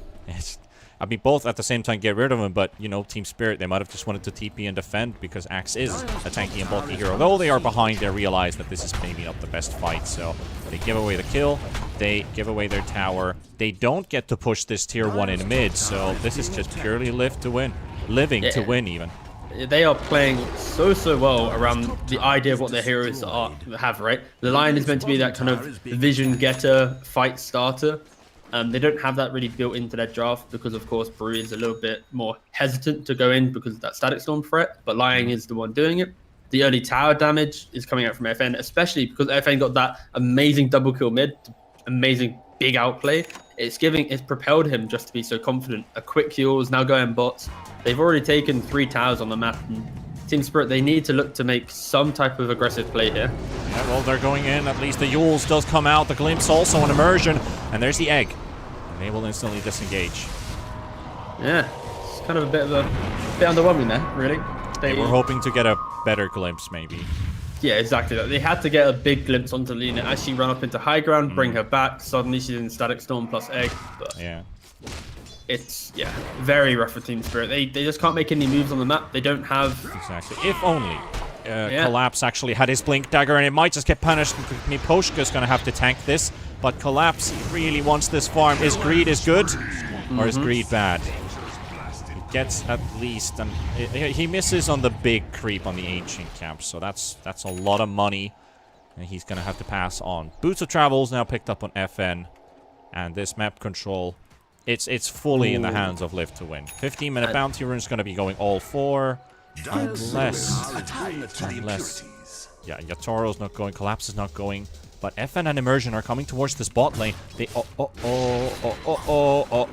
they found him. Heals into the air. The stun preparation from FN and PA. Well, it looked like they might actually miss this PA, but Yatoro literally just walked into these two. And they see Collapse. So hard to play this map. Like, look at the vision right now on the minimap before the fight breaks out. Radiant only have one ward, but the glimpse. Yeah. Miposhka trying to buy some time. Gets the glimpse on the IO. They don't need to use Laguna Blade for this one. It's a tiny bit of a trade. Or at least a little bit of revenge. But now, the blink is ready on Axe. Do they smoke up? Miposhka has one. Damn, the greed on Dream. So not only did he go for the Battle Fury first, but he's then going for the Ags. So in a game where okay, so I think this is the reason. Hold up. Soneko got the Hex. The call was cancelled by Collapse because he thought he's not going to get it. So, Lion Hex. One of the most scariest things in the entire game of Dota is a Blink Lion Hex. At least it doesn't have a Blink. You might have one soon. Yeah. This is where vision advantage and instant lockdown is very good. Like, Lion as a hero is pretty bad, but in the idea of this game where they already have such a big lead, that instant lockdown will be very good. But Team Spirit, you see, they keep trying to make these plays, but meanwhile, Monkey King, he went for Battle Fury because there was no map pressure. He's then going for Ags, so it's basically the equivalent of Faceless Void going Mask of Madness Battle Fury. Like 2 farming items into then 1 big damage item.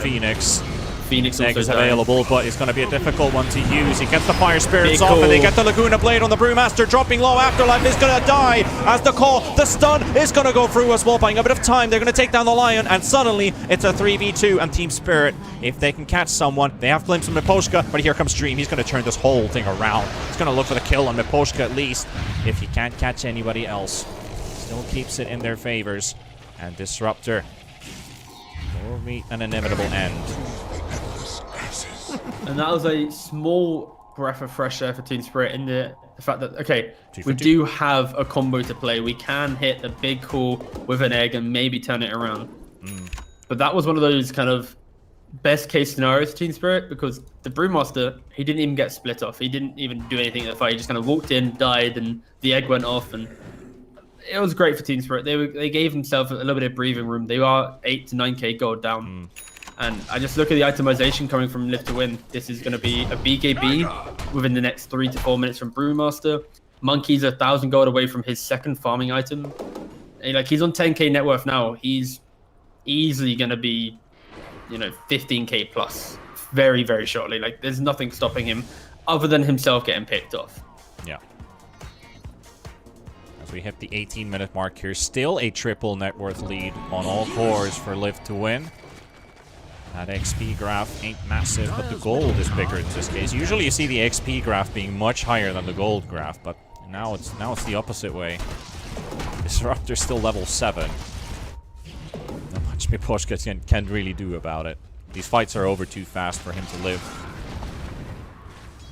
And Soneko, what is he building? He's got a fluffy hat, he's got Glimmer Cape Tranquils, he's got something on the courier. That's just some sentries and stuff, right? Nothing on the courier, never mind, it's empty. He's got the Glimmer, right? I think he's now a happy little... And Collapse, he gets the call. Relocate, instantly coming in as well to this bot lane. The LSA stun is too early, and FN and Immersion get the chance to at least blow up Poshka. Dream is also here, he will cancel the Sunray from the Phoenix. The egg is available, he's trying to get to a safer position, and the split comes through. This is a call for Team Spirit, let's back away. The Axe is so far from the rest, and so is the PA. They might just have to give away this Phoenix. There's nothing they can do to save the bird. The bird is not a word now. At least that's one down, and the others get to go away. Split used, Static Storm used, LSA, the Laguna Blade on cooldown. But still an MK ult, still the egg. What? Why does PA have this stupid Aghanim shot? What the hell? Releases Sharp Blades round her in 550 AoE, dealing 12% of victims max health on impact, and applying break. You're breaking so the Monkey King. But not only does she have like a death throw, a big crit, an abyssal, but now she can break you for 1400. What? Yep. Oh my god. But then again, you only have one shard available in your team. Is PA's shard the best for Team Spirit? Because I think that's something we also need to look into in the future, at least. Like, who has the best shard and who should buy it? Because only one person can get it. I didn't know there was a stack on that before. Is that a thing? Apparently it is.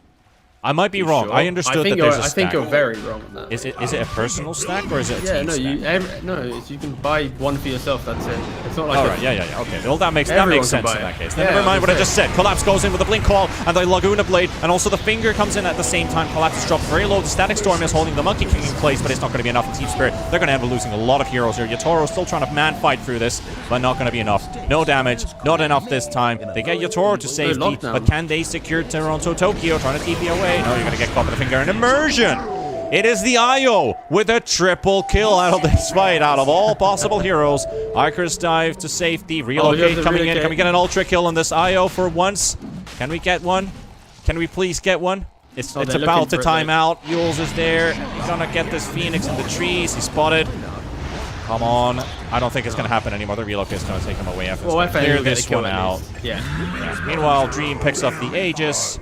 And that's a big one for Live to win, and this might just set the course for the rest of the game. Well, yeah, but that's just showed how Team Spirit, when they're fighting out in an open area or even near Roshan, they just don't have that stun to be able to actually fight. Like, they're relying heavily on Live to win to clump up and to then hit a big Axe Core or an LSA. And even when Pushka needs to hit a Static Storm, it's so difficult. Like, Brune is about to complete the BKB. Like, that was a fight where the Leshrac didn't even have the Bloodstone. The Brewmaster didn't have his BKB. The Monkey King didn't have his BKB. Like, they're all so close to their surviving items, and they're losing the fight. It's 14k down.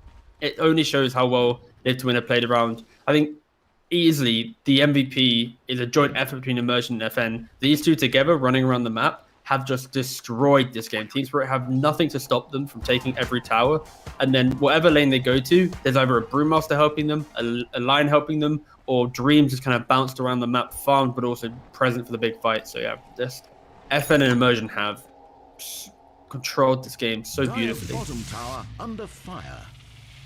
But right now for Team Spirit, they're just buying their time. They're hoping that they can play on the fact that PA will eventually be the PA that we all love to see, critting heroes. She needs Battle Fury, she needs a BKB to survive the Lesh.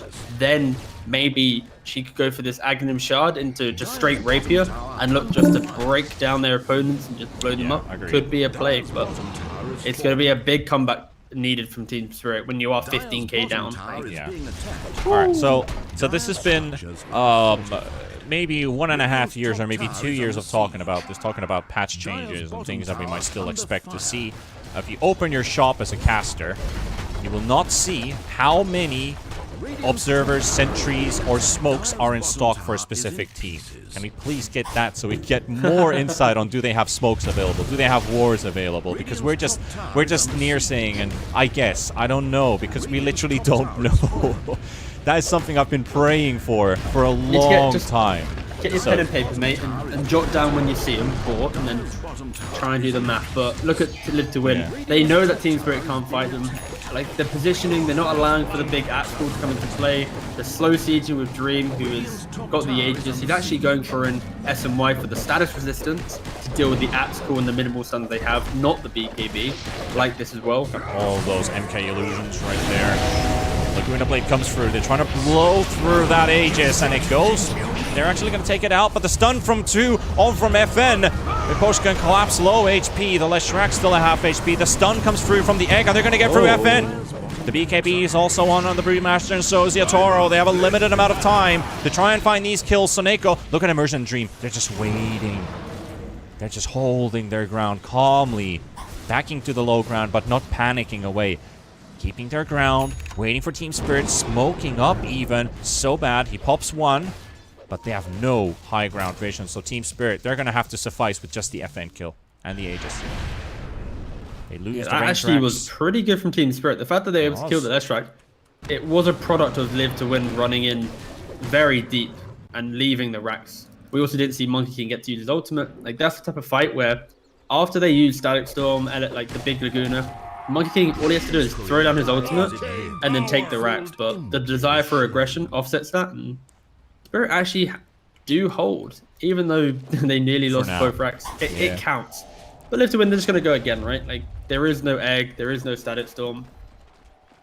Round 2, boys. Smoking up on the high ground, finishing off the melee racks, and they're targeting Miposhka. 10 seconds for an ultimate on the Disruptor. They need to keep him alive. The BKB from Toronto Tokyo, and they just went in, and now they're running out again. The MK ulti comes through from Dream, and it's a really well-placed one as well because the Lena's in trouble. Soneko doesn't quite die from this. And how do they get into this? So bad. Baiting. They have the Disruptor ulti. For Live to win, they don't have annoying. They like Miposhka's. Oh, he nearly died.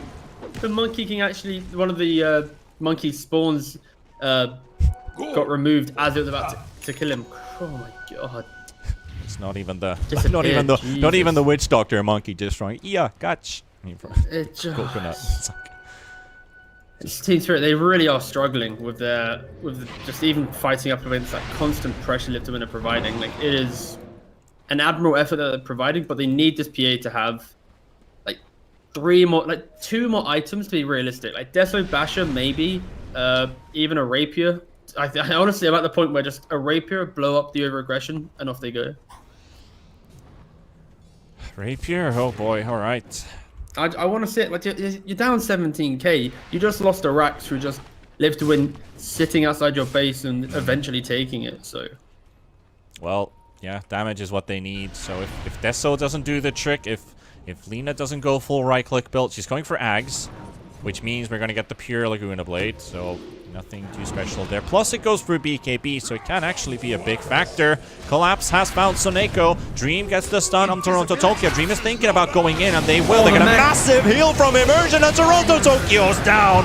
Soneko will be taken down by Yatoro. The PA has a BKB available. Brewmaster is still trying to give the chase. Afterlife's right on his heels. The egg explodes, but it doesn't seem to catch anyone. The Phoenix is here. Oh, and they're just... I'm sorry about my camera, but everybody's going everywhere. And Miposhka, he lives again. Wow. Radiant scan on top of Yatoro. Relocate. Oh, the relocate. Oh, the big brain play. And go the wrong way. Go the other way. Go the other way. FN. Go on, FN. You got this. He's trying to locate him. He's trying to find him. Blur comes out. The damage, they spot him. They see him. The BKB, the TP out, and Yatoro should be able to escape. All right. FM was using his edict there just to try and find out, because of course if you're invis, if you're out of vision, they will target on him. You'll see it happening. A for effort. A for effort, indeed. That's what I had in mind as well. Like, so close to catching him. But I was surprised that they actually went right and sorry, they went left, but PA was right. I will say though, coming into the series, I thought Team Spirit would be kind of in the position Live to Win are right now. I thought that Team Spirit played some really good Dota in Epic League, and that Live to Win were a bit shaky. They had a little bit of question mark to how they played out the laning phase, especially in the playoffs of the GSL. You're under a ward. There's no BKB, right?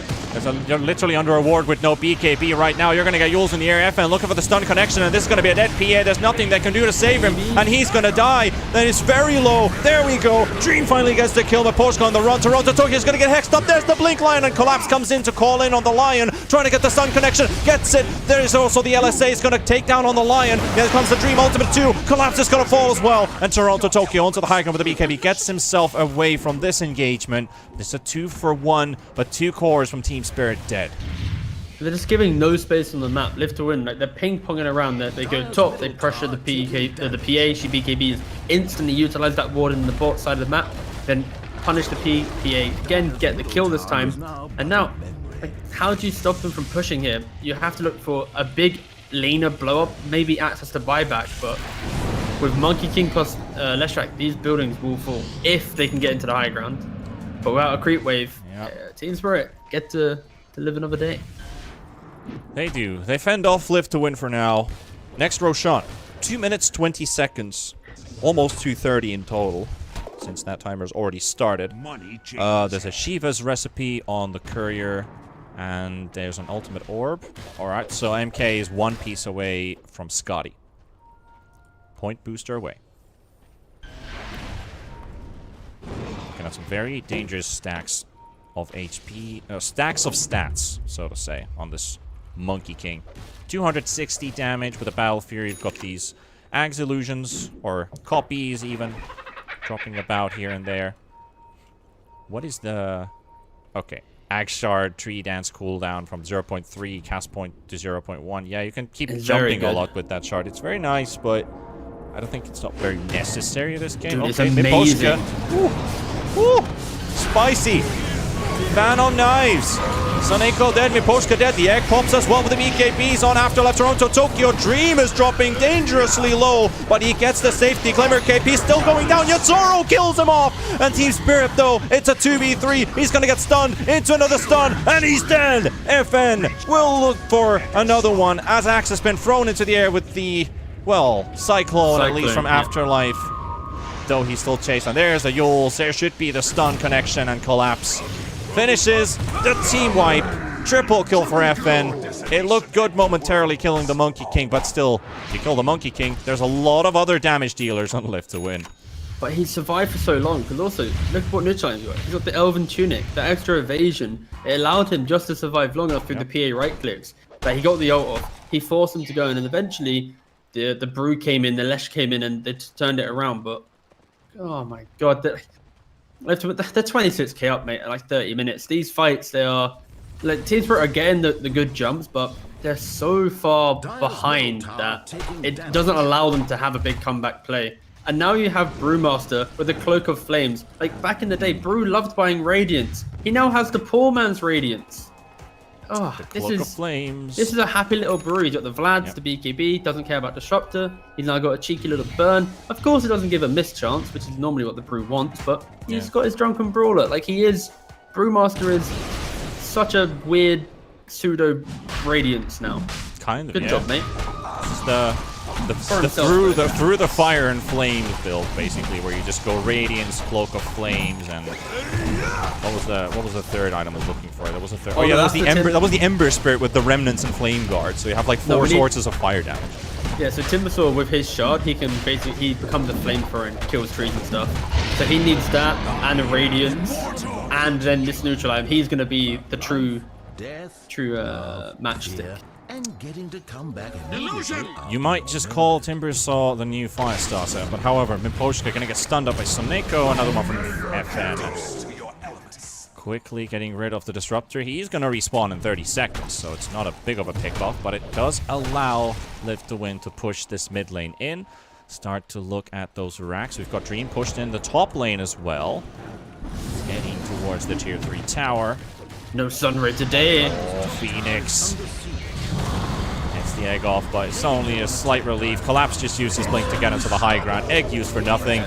Spirit. I think it's Sad coming. thing is, he has buybacks though, so maybe if he had the buyback, he could have maybe... It's awkward, because if he buybacks now, no egg. Like, this is just a lost rack. How does Team Spirit fight Live to Win? The answer is they don't. They need the Fountain to come into play. They need the 6th man in the roster. I don't feel like they can't anymore. It's just you got the Ags on the Lina, so I feel it's a small Hail Mary and a wraparound from Collapse. They've got Immersion. Io's the target, but they are too slow to get there. Toronto Tokyo trying to walk all the way through the entire force of Live to Win, and he's dead. Oh my, yeah, that's GG. Yeah, there it is. Lina literally tried to walk through here in between everybody to get to Immersion. And that was very anticlimactic. But for Live to Win, control from early to the end, and they take this victory. 33-33.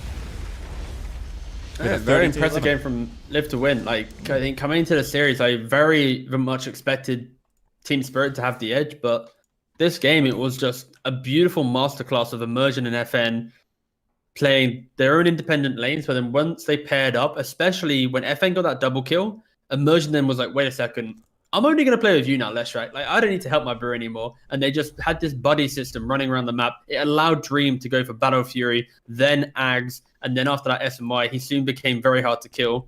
The Brewmaster, I loved his itemization of just Midas into straight BKB. It allowed him to survive that potential jump that a Disruptor and Lina pick was meant to bring in the draft from Team Spirit.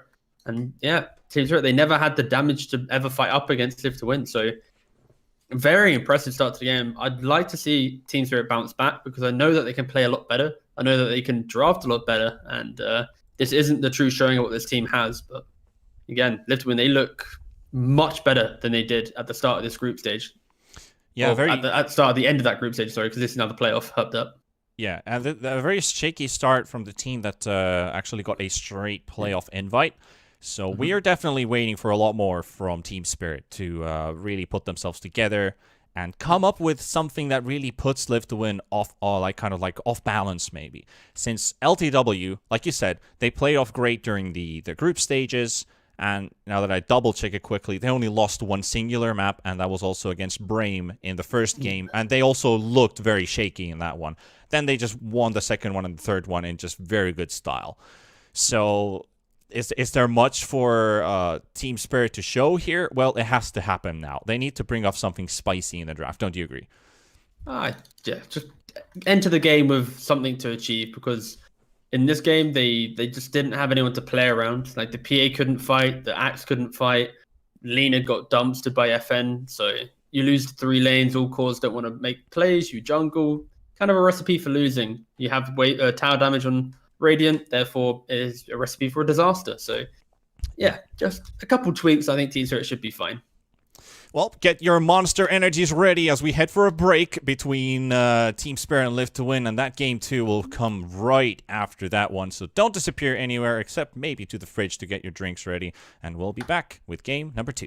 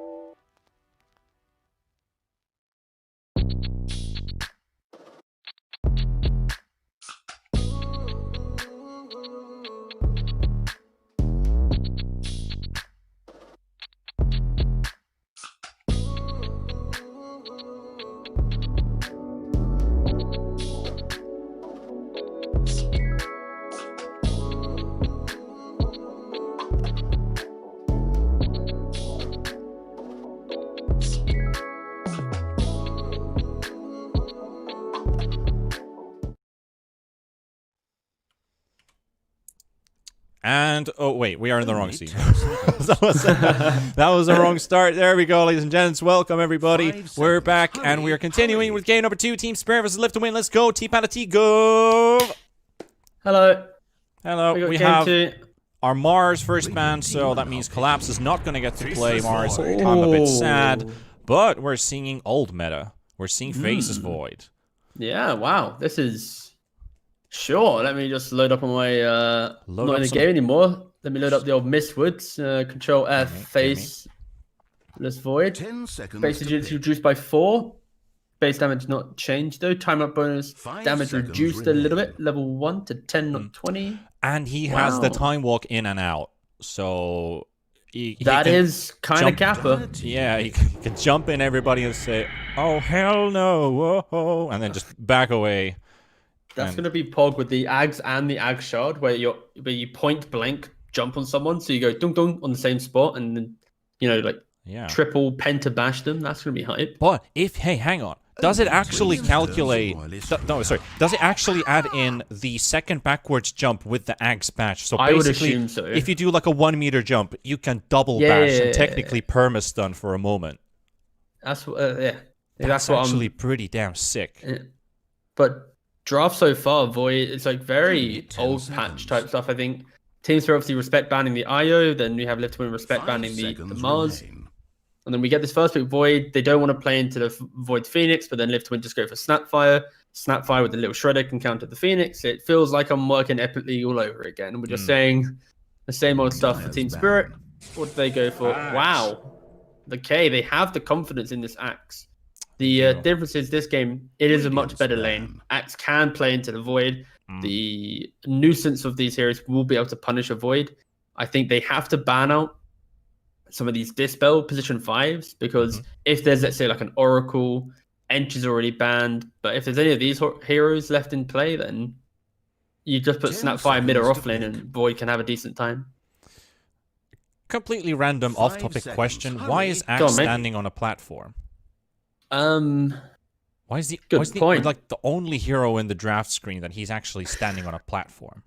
But if you notice on Snapfire, his feet are somewhat slightly in the ground. So Axe's model is probably just like a couple, like he's just set maybe a little bit too high, maybe. Are you fat shaming Snapfire? I'm just saying, yeah, sure. All right. Wow. He's beautiful. Look at him. Savage. PA and Anti-Mage bans, so we're definitely targeting Yatoro in this phase. I think we're going to see a third carry ban as well. Let's see. Do you have anything on your mind what Yatoro might want to play? His Morphling is notorious. His Faceless Void's been stolen. I still don't feel Slark is going to be a meta hero. Slark's also terrible against Void, so you don't ever want to pick that into it. Yeah. I don't know, like we can wait and see. They have last pick in the draft, so maybe they value the carry bit having the best pick, but after seeing Void, you kind of just want to play maybe a bit more tempo. You see Live to Win, they're banning out these big heroes that can just blow up the Void. You know, PA can buy Abyssal, Anti-Mage buys Abyssal, and they ban out the Venge as well, actually, to the counter. Yep. The swap on the Chrono. Like, even like the question for Team Spirit, I think when they have Axe Phoenix, they need to have a better way to play out the early portion of the game. Like, who's making the rotations? Axe Phoenix don't really want to do that. So I want to say a position 5, even like the mid that can just say, hey guys, follow me, follow my moves, and then suddenly we can play Dota. Because for Live to Win, they kind of have the lead right now in the idea of when the Void gets 6, TPs to a lane, instantly nets a kill with Chrono, the game opens up from there. But for Spirit, when you see this offlane duo, they are locked into that side lane for as long as possible. And then they only ever leave if someone else tells them to. But yeah, they need a position 5. Like, I think Bane could be all right for Team Spirit as well. Just try and secure your lane, and Bane can just start running around the map, just being annoying. I think the early the night vision change as well for that hero. 5 seconds. Hurry. That's some nice stuff. I want to see if that platform disappears from Axe now that the next pick comes in. All right. I don't think it will. I don't think actually, it will. You know what? Yeah? No, I think it does. I think that is that broken. It would feel like it's kind of like the hero pick.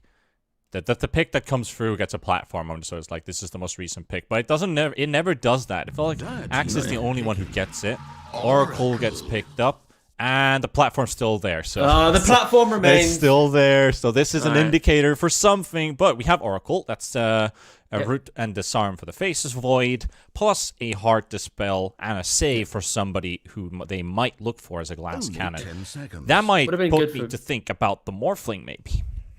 5 seconds. Maybe. Like, it's still very open. I think for Oracle, it's the idea that they'd also take it away from Live to Win. Would have been really good for them. And yeah, they now have this hard save that you mentioned for the... Oh, I go for a Shadow Demon. That's cool. That's... Okay. I've been watching a bit of Dubu stream, and he's playing some Shadow Demon a lot, and... Oh, yeah. The hero does a lot of work, especially now you have the disrupt save for the axe. Like, if he blinks in, you disrupt the axe, suddenly, guess what? A blade mail value is not in play. You can also then aggressively set up. You can... 5 seconds. With 8 for lens and cast range, yeah, I actually don't mind this hero. Especially in this type of environment where we've shifted away from the previous picks that we used to see in the patch, and now, because obviously new patch, we're seeing new heroes, therefore new heroes get to see the old counters. SD, old counter to Axe, Oracle, classic counter to Void. Question for Spirit is, they still don't have heroes that do anything. They just exist, and they play their lanes, but no one's ever ping-ponging around the map and telling each other to go fight and brawl. Also, one thing about that I just reminded me of, as Shadow Demon's Disruption is a saving ability and also a setup ability. The Yules. Since you can now Yules allies as well, you can't really tell anymore, is it an aggressive one, is it a saving one, is it your own Yules, or is it your enemy's Yules? Can you? Really I'm going to check that. Didn't they change the Yules that they can cast on your allies again? Yet. No. Okay, what was the change then? What was the change? Because there was something. No. The Yules can't do that. All right, cool. There's a new item called the Wind. Hold on, I'm just gonna find it. Wind Waker. Okay. And that allows you to put your ally into a cyclone. So Wind Waker can cast it on allies, but there we go. Basic Yules can't. Okay. Exactly. That is so much more easier to understand then. So Wind Waker can be a saving item for your ally, but Yules cannot. When a new patch drops, it makes it so hard because I'm still trying to remember everything, and then you will say something, and I'm like, that sounds so broken. Is it in the game? I'm like, maybe that the patch could be that dumb, and I'm checking. I'm like, oh, thank God it's not that broken. To think about how broken Yules was, because back in the day, that was actually the thing. People did buy a lot of Yules. We had the average of 5 to 6 Yules or Force Staffs in the game because, well, Force Staffs you can still cast on your allies, but Yules you could do that as well. That was ridiculously strong, and the meta, what was played in all competitive games, basically forced Valve to do something about Yules no longer being able to cast on allies, because that was literally the thing back then. And I was worried because this patch has brought back some of those old things, mixed up with something new, and maybe changed something a little bit, so it's the same mechanic, but it's got something different to it. So I was scared, okay, we're gonna get the Yules patch again. This is just gonna be everybody saving people. You don't know who's doing what. But thank God, it's only for the Wind Waker, and that's a expensive item, right? Yeah, so it's 6k or something. Yules Mystic Staff and a 1600 gold rest. Yeah, that's ridiculously expensive. This draft, though, this has taken a weird turn because Shadow Demon is one of the counters to Death Prophet. A hero that naturally wants to run up in front of you, but with that Soul Catcher, you pretty much remove 40% of her HP. You make life pretty darn hard for the DP. DP has a platform. I'm so sorry. So some heroes have platforms, some don't. All right, they can be what they want to be. Okay. But SD is a counter to DP, and also Quop's a counter to DP. So I am somewhat worried about Team Spirit's ability to really fight up into Live to Win, because the one hero that they're playing around, which is the DP moving from tower to tower, is hard countered by 2 heroes now on Live to Win. And this early chrono, you only have to think about maybe you have to catch the Oracle to stop the save, and then the SD and Quop can then play together and kill the DP. So yeah, I very much favor Live to Win's first 4 picks here. I think there needs to be a very bold last pick from Spirit to really make me want to side with them, because I don't know. I don't like how this DP's been picked, especially into SD, and then with a Quop response after that. Well, it's the Yatoro pick. We've been talking about his hero pool. Now he's going to get even more bans. The Drow also taken out. The Morphling that he plays is still there. Is this a Morph game?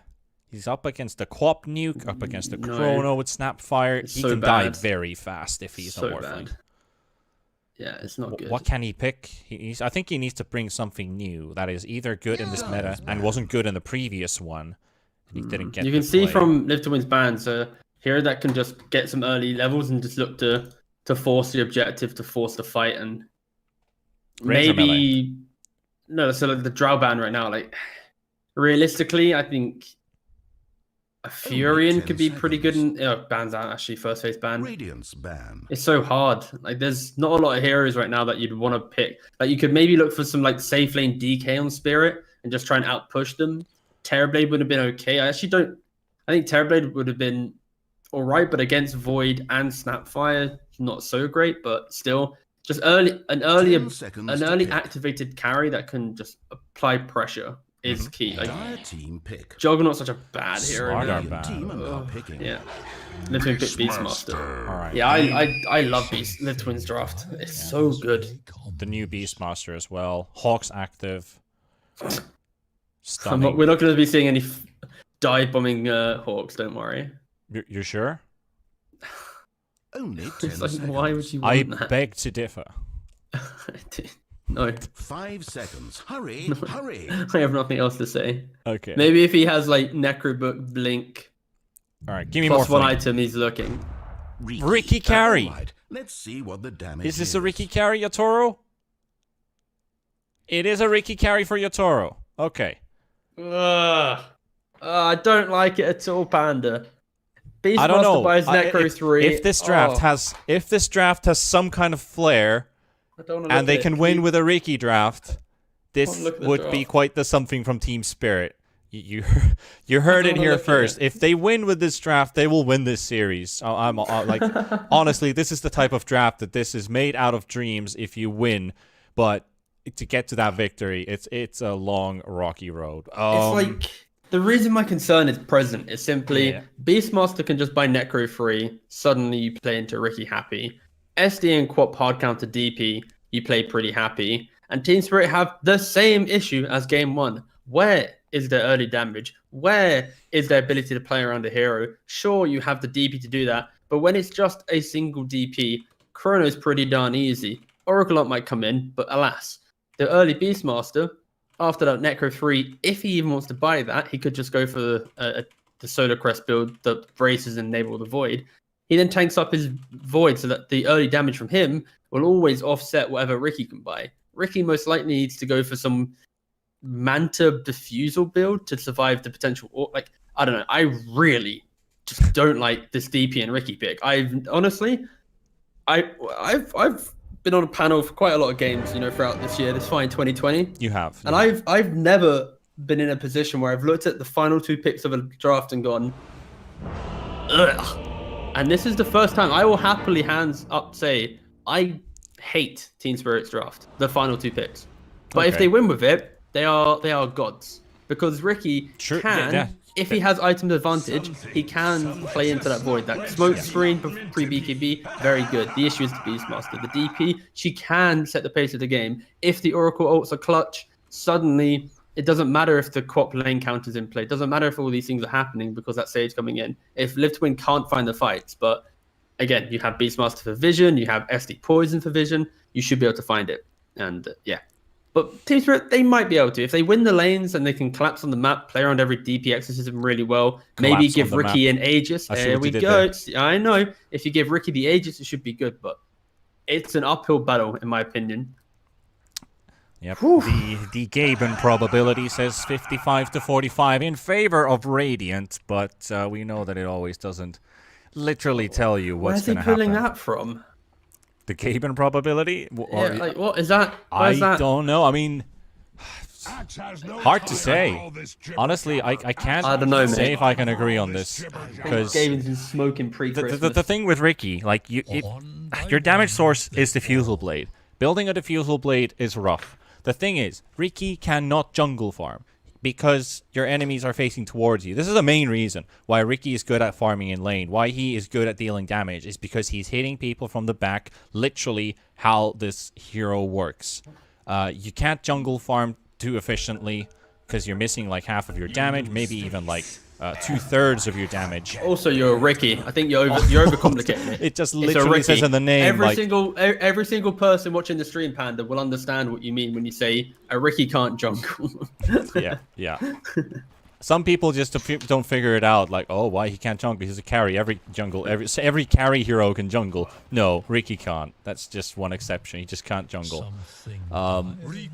Anyway, as mentioned, if this is Team Spirit's game to win, they probably will win the entire series because this is so bonkers that literally understand the amount of power words we've used here with T-Panda and TeaGuv, that's true. and understand that this draft shouldn't win, but if it does, it's a big power spike for Team Spirit. Okay, let's be all serious. I've been pretty darn negative towards the idea of what Team Spirit has presented, but let's at least, like I've already mentioned already, the ideas of Team Spirit. We always look at positives. We always do. Like I said, so Ricky's got that Void matchup where if he gets that early lead, he can play into him, the DP, etc. The big team fight, if they make the jump, that's the key thing, right? We mentioned it in the Spider-Pig series earlier today. Whatever team makes a jump should be able to win the fight. And that kind of comes into play here where both teams have that one save. SD has Disruption, Oracle has ult, and no teams are contesting for bounty runes, so I can continue monologuing. Axe has the Blink Initiation for Axe Cool, Live to Win have the Roar, and then the Chrono. It's basically, if you can get rid of that one save and then jump a core, it's going to be pretty good for the team.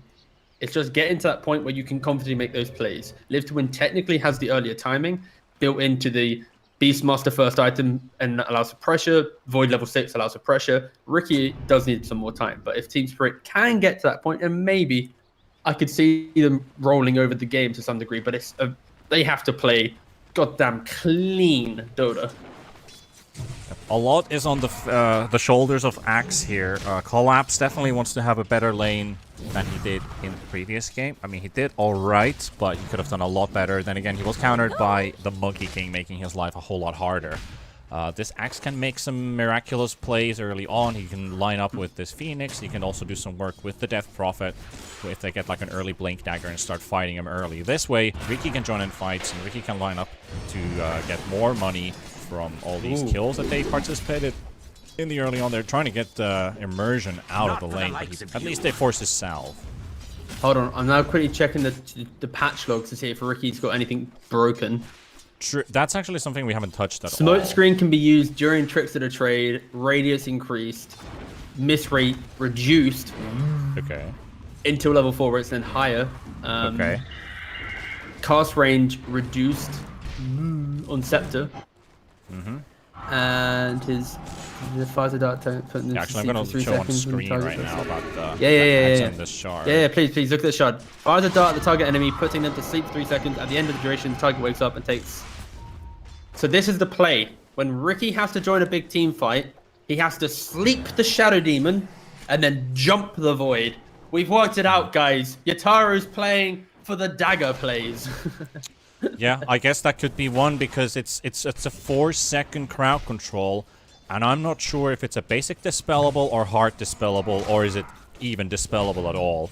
At least the Shadow Demon can keep you in a bubble and safe, but still, you take any damage, it breaks. So what they could do is isolate a core from the fight for 4 seconds. Exactly. Like, take the Void away completely, for example. It's very Kappa, but I'm down to watch some Kappa things. The thing with that dart is that time walking during the 2 seconds gives you all the health back that you just took, basically. So if you use the dart after a heavy nuke, you can't use it. You don't get any HP back. They're so clowny. They were talking about Ricky, who's the carry, using 1400 gold to put a man to sleep. That's all it sounds so good, but then underwhelming. I don't know. 3 minutes into the game, no one has died. Very slow start. Yep. Does use this bubble here on Miposhka. Once Oracle hits level 3, this is a big nuke. Maybe try and kill someone here. Not necessarily Afterlife. Maybe they can get immersion if he's out of position. Yeah. So that's what the SD also has to be careful of. Not to misposition himself. You can only use Disruption once. For Team Spirit, though, another big advantage that they have is this Axe Phoenix lane is really, really strong, especially now that they're against a Void Snapfire. It's always been really good, too. Yep. The only time it's weak is when they're against like a Monkey King or one of these heroes that can really chase him down. So this will be where Team Spirit need to play well on, punish the Void, and then suddenly you get this kind of topwards pressure on the map appearing, barreling into mid. Maybe they play, but they need to really crush their lane to be able to get that type of momentum going. Seneko trying to TP out. On the edge. Punch in the face. That's a little slap to the chin there. Collapse really needed that too. Triple CS lead for Team Spirit. First blood in the first 4 minutes. Action rune taken by Toronto Tokyo. So at least the early minutes for Team Spirit looking decent. Quap has an XP advantage. Just a tiny one. It's a quarter of a level on the Death Prophet. But if a Quap does get that early rotation at level 6, rotate some of the TP, blink in, ulti, get a quick kill, and then make your way back mid. Maybe you don't lose your tower to level 1 Exorcism, and you can make those plays into other lanes. I feel like that should be the play for FN, but he does what he does. However, in bottom, Miposhka very low on HP. What the heck was that route? What the heck was... Okay, well, I'm not sure was he trying to get some CS in lane, but that was pretty weird. Immersion gets the bubble up. Toro stacks up poison, uses all of his 1 charges remaining. It is a big He's going back in. Oh. He's going back in. He wants to kill this SD. He gets it. Immersion. He really just didn't check if there was a wand on play. All right. Team Spirit getting some kills. Add another to the tally. So Neko rotating for bounty runes, but they're already taken away by the Phoenix. Yeah. But this is where, if I think the top lane is the key lane for us to really look at. It's the trade-off that Axe, he's skipping behind tower every time, farming up jungle and lane. So he will be top net worth, you know, the big guy, the really tanky, quick blink dagger, quick kind of tempo setter. Yep. But Void, he also gets all the farm he wants. He has the Morbid Mask going, Mask of Madness. He can play under his tower. As long as Axe can maybe keep his catapult alive here, he could also even pressure this tower. Oh, call in on the Void. Not enough spins though, but he's used it. 10-second cooldown. Soneko coming in as well, but collapse. He was trying to cast the dunk. He tried to dunk, yeah. But most importantly, he's up 49 CS. He's very powerful. And Toronto Tokyo rotates to top. FN is running along the river. He used his illusion rune, which changed aggro back to the catapult to kill it. Doesn't change anything because it's a DPO vault, but just funny that he killed the catapult accidentally. Yes. But yeah, this is what Team Spirit need to do. They're playing off the Axe having a really good lane. They're playing off the fact DP can take towers. The question for Live to Win is they need to wait for Beastmaster to have his Necrobook, and then that's when they start setting their own pace of the game. Poshka TP's mid. He dispels the DD off of the Queen of Pain, but they're instantly hunting for a free kill, which is going to be the Oracle. The disruption comes through from Immersion. Toronto Tokyo hitting the backline onto Soneko. Soneko will die. Will die to the tower. And Miposhka is fine. FN is forced to teleport away, and Immersion also runs out. This is some very, very weird engagements from Live to Win. They're just really reaching for the kill there. Honestly, even though no matter what we say, we can feel things. We're trying to be as correct as we are, but at the moment, I'm actually happy Team Spirit is pulling off a good early game. No, for sure, they have to. Like, I mean, they have to, but I'm happy they are because this gives them the fighting chance. It's not a stop. Yeah. No, yeah, like they have the Axe Phoenix lane went as well as it's meant to go. This DP done pretty well mid. She actually didn't really get too punished by what is a classic kind of counter, but she has the regen. Yeah, so it's yeah, not too bad. And the question is for Spirit, they need to try and make sure that they keep using Exorcism well. They took top tower. Then next time they come to mid, this will be when potentially Snapfire has some levels. Like, this is the key thing. The reason why the game looks so good for Spirit, Soneko's level 2. The SD's level 3. They're setting up on this 6, Riki. much better. That sentry ward. So close. He saw the cast animation of Immersion, but he was faster with the tricks of the trade. Meanwhile, on top, they're diving a Dream. Ball doesn't go through. Chrono's available. Teleports are also available, so I have to care for this. Axe is going to back out. 900 gold from having a Blink Dagger. Meanwhile, Quap in trouble, and FN's down, and Yatoro gets this one. What the heck happened there? Was that like a max duration route, apparently, that connected? Meanwhile, Call comes through on Soneko. Another kill for Team Spirit. 5-1 now. Yeah, really good start. Beastmaster now trying to capitalize on this aggression, taking the bot tower, but yeah, Team Spirit, they're grouping up early, getting your tower into the game. Like this Riki, he has to be present. We mentioned how obviously he can't hit jungle, he is a Riki, so He starts joining in the fights, gets a nice little pick off them. TPing in, looking for a chrono play. This is what the Dream Faces Void is looking for. Exactly. FN is here. They have the nuke. They have the damage. The root comes through.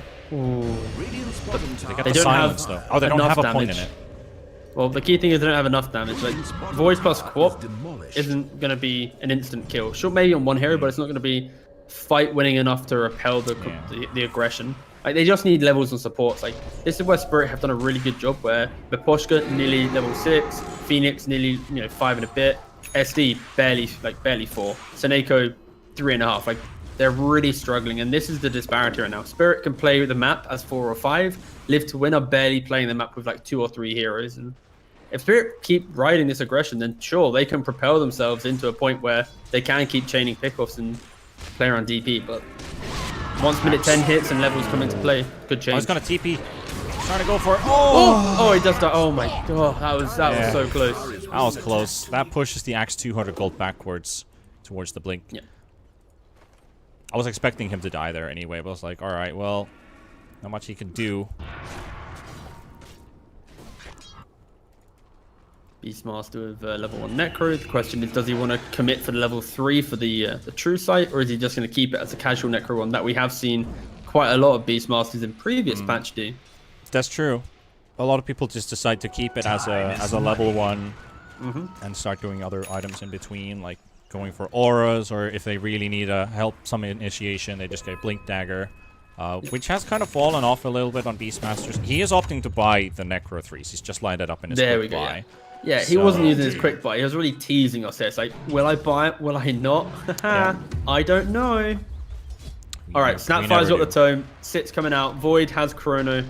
Is there a smoke on the cards? Like, the next time DP pushes a lane, if the big Chrono comes in, the Snap ult, you can completely dismantle this early kind of lead Team Spirit has had. They don't have Fortify, so mid tower should fall. There it is. Yep, and that means Axis Blink money. Axis just got it. He's not buying it, though. Now, there we go. All right, he's bought it, and we're probably going to see our next big team fight show up, because we have the Chrono combo, we have the setups for it, we have the Blink as well from Team Spirit. 11 minutes into this game, so they just might be the aggressors, and Live to Win have to respond to it. This is kind of like, in my opinion, this is kind of like the make or break moment for Team Spirit's draft, where if they crush this next fight, they really put themselves in a position of constantly owning the map. But if they lose it with EXO being used, it's an issue.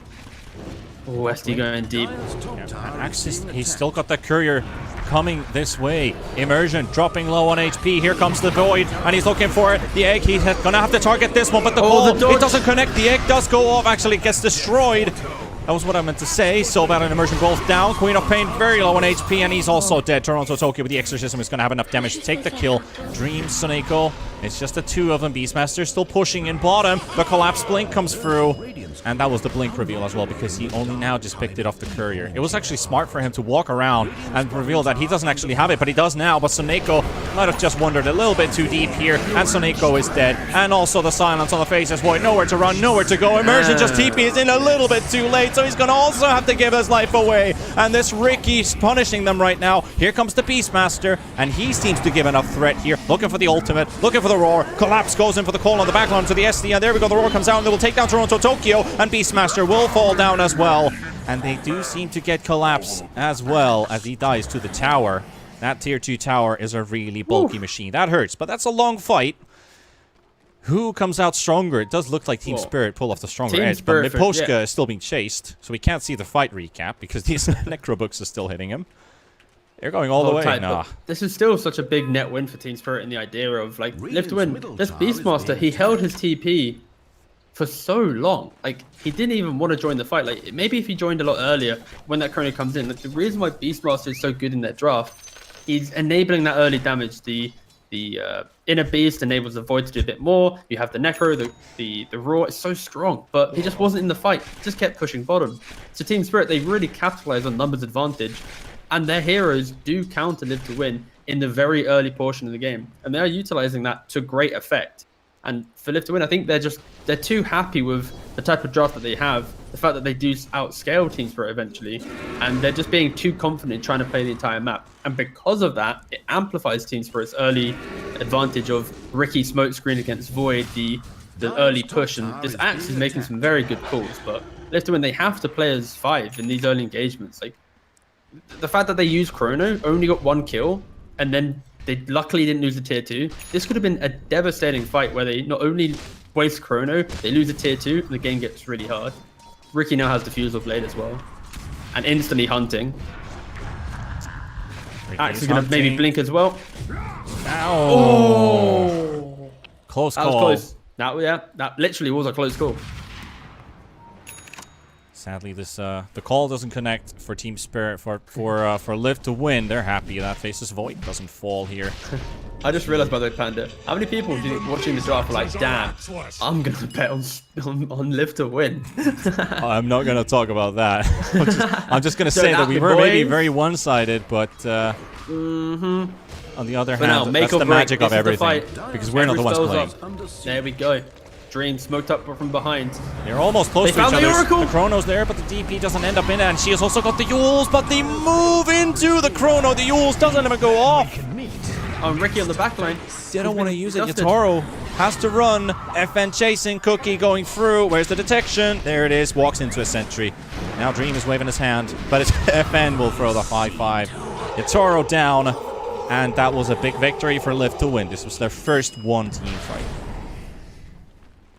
And this is what I was referencing in the draft. So luckily, I now sound a little bit smarter than I have been for the last 14 minutes, where I felt a little bit awkward. Time is money. But, you know, all comes back around eventually. Beastmaster was also in the fight. big addition. What the heck was that sound? That was Axe calling and then grunting at the thought of having to fight an ancient. Axe. I mean, it's not as like the Beastmaster. He has the roar, cancel the blink. And there we go. No. Afterlife. Look at the tips. Going through. But these tips, they're not congratsing him on killing the Axe. They're like, thanks for actually joining us, you know? Yeah, it's redemption in a sense. Because he didn't come before. And that was something I was going to talk about before when you were going on about the plays we saw. Yatoro was trying to high five. And actually, he was trying to tip Afterlife, but he ended up pressing the high five. And then he tipped Afterlife, who was the only person who did. Meanwhile, DP actually thrown in the air, but FN gets out. That was an aggressive Yules, actually, by FN. DD for Void, but 1 minute for Chrono. The Think and Roche. Live to win have to play around. Like, taking away Aegis from Team Spirit is really important, because if Ricky has Aegis, suddenly you can't simply blow him up inside a Roar. You can't use Chrono. So utilizing this DD, having that medallion on Beastmaster, the Inner Beast, really good. Team Spirit are just not aware of this. They don't have scan available. They just can't contest it. So very good read from Live to win. It is. 16.5 minutes in. First Aegis goes for the Void. But also it gives the flip side where both teams, they're trying to enter the fight with a big explosive pickoff, right? Ideally, you want to kill Void on Live to win. And on Team Spirit, you probably want to kill the Oracle. So having this Aegis removed, like, it allows Live to win to send their Void in. Go on, buddy. Go find out where they are. You know, if you die, we'll promise we'll save you. And for Team Spirit, the same thing would have happened for maybe the Ricky. Go on, buddy. Go up into the high ground. Go tank Aurora or Chrono. You have Aegis, right? So, yeah, Aegis is super important for both of these drafts. And for Team Spirit, the draft that needs to have this early window of the game go all their way, it is going to be a little bit harder now for them. A little bit sadder to hit some of their key timings. But they are smoked up. They are looking to instantly try and find a pickoff where they hope Live to win after getting Aegis, but maybe get a little bit too relaxed. Afterlife is swarming with neutral items. Doesn't have room for any of these, so Neko has to intervene. Now with some of that. Spots himself a ward at least. 17 minutes in, Axe shard check. Not yet. Oh, no one's got any quick buy, but in 2 minutes time we might see it. Oh, hold up. Exo in top. And a smoke coming in towards the top lane while everybody else is leaving. Toronto's okay. You sure you want to do this? Cliff's been used. They're coming in between. They find Yatoro. They got the roar onto this Ricky. And here's the call from Collapse. But can they save this Ricky? The ulti from Moposhka comes in through. And Evan is dropping very low when he's got 100 remaining. And he's going to go down. Yatoro gets the kill first. And Soneko's on the run as well. They're going to take him down. The Chrono coming in as well from Dream. And trying to take down the Axe. But the Axe is being protected by all those heals. And he has also lost half of his HP. So bad with the stun. But the Yules comes out. So the Void doesn't ever get stunned by the Phoenix. Meanwhile, Yatoro going on immersion this time. And Team Spirit, they're going to find another kill. 3 heroes down, and Dream holding onto that Aegis for now, but Live to Win end up losing 3 members of their team. And they managed to intervene Team Spirit just in time. That's so weird, because like, they were just, Live to Win was all together, right? They grouped up. How did they get so disconnected at the start of that fight? Like, when Ricky gets roared, Live to Win should just be collapsing that hero, so I honestly lost track of how Live to Win got so split up, and then they hit those big chrono. Dream goes back That's into Aegis, yeah. Aegis gone. Mortimer's kisses fly through. But isn't it? That's very awkward. It is. Is he gonna find? Nope, no one. It is nighttime. Are they still staying? Do they have vision advantage? They see them. They see the void. They see the snap. They see the beast. They see everybody right now. The necro units are being tanked. The silence on the faces void comes through as well. It's a very long one because it's the DP one, and he's rooted up. The cookie from Soneko, and Collapse comes in back as well. He's joining the party with his team. Meanwhile, the rest of Live to Win, they're on the low ground, but they get the chance on Toronto Tokyo on the ulti from FN. And Afterlife gets the kill, but the call coming in from Collapse, collapsing onto the backline, onto Afterlife, onto Immersion, and Immersion is going to go down by the looks of it after that bubble is going to end, and he will. Afterlife, however, has already cleared out 2 heroes, and they're going to get Yatoro. They're going to make a triple kill out of it. I keep saying it's a big, and then they always die after. Like, it's a big chrono, I'm not lying. He hit 3 people, but it wasn't good. It's a big kill. He hit like 2-3 people, but he didn't kill them. I need to change my terminology, I think. Well, but the Yules kind of takes away that blade mail from Collapse. Like you said in he's the trying. draft, that it's going to be one of those things that just really annoying to go up against. Soneko, he still has a bounty. Oh, he got the between all runes. 3. He got the runes, Yeah. man. He already knew his fate was sealed. He was looking at the clock. All right, this is my time to shine. Steals the bounty. But these fights, these are so spooky, because I think Team Spirit, they're showcasing how if Live to Win have that delayed execution, that delayed entry to the fight, i.e. 1 by 1, suddenly the silence is coming to play, the pick-off potential, the app's cool, and then they have this turnaround from the Oracle.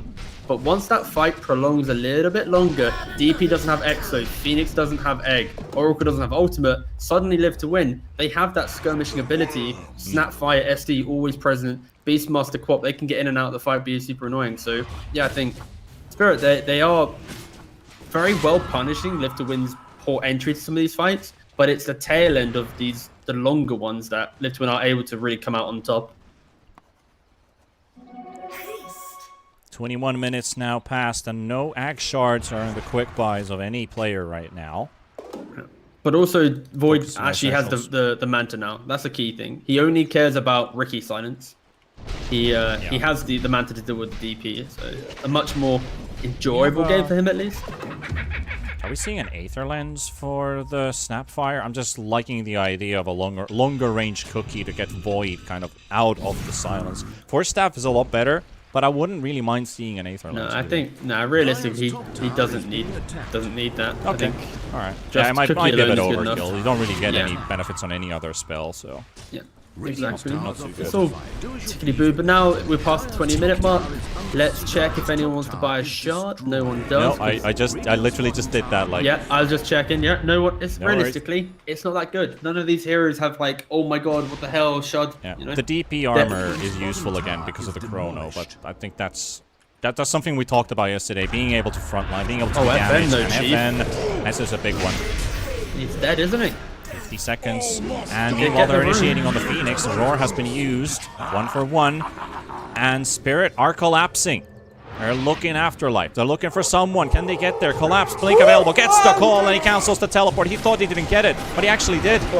He was walking away thinking that I didn't get this one. Oracle is almost dying here. Holy crap. He had to heal himself, didn't he? Like, he had to use his old ult, because Christ, that was close. At least he's got ultis and salves. Bloody Yeah, hell. the shovel. Yeah, it's so good when he gets the shovel and he gets these salves. It is just free HP at that point. So you obviously can't cancel the salves during the ultimate. And yeah, I think Live to Win overall will be pretty happy with that engagement, simply because they were able to kill. Oh wait, is Immersion now dead? Oh, if he stayed for that ward, he'd have died. Oh, that was close, but yeah, Team Spirit, they react very quickly to their Phoenix dying in bot lane. They also perfectly kill off FN in the river.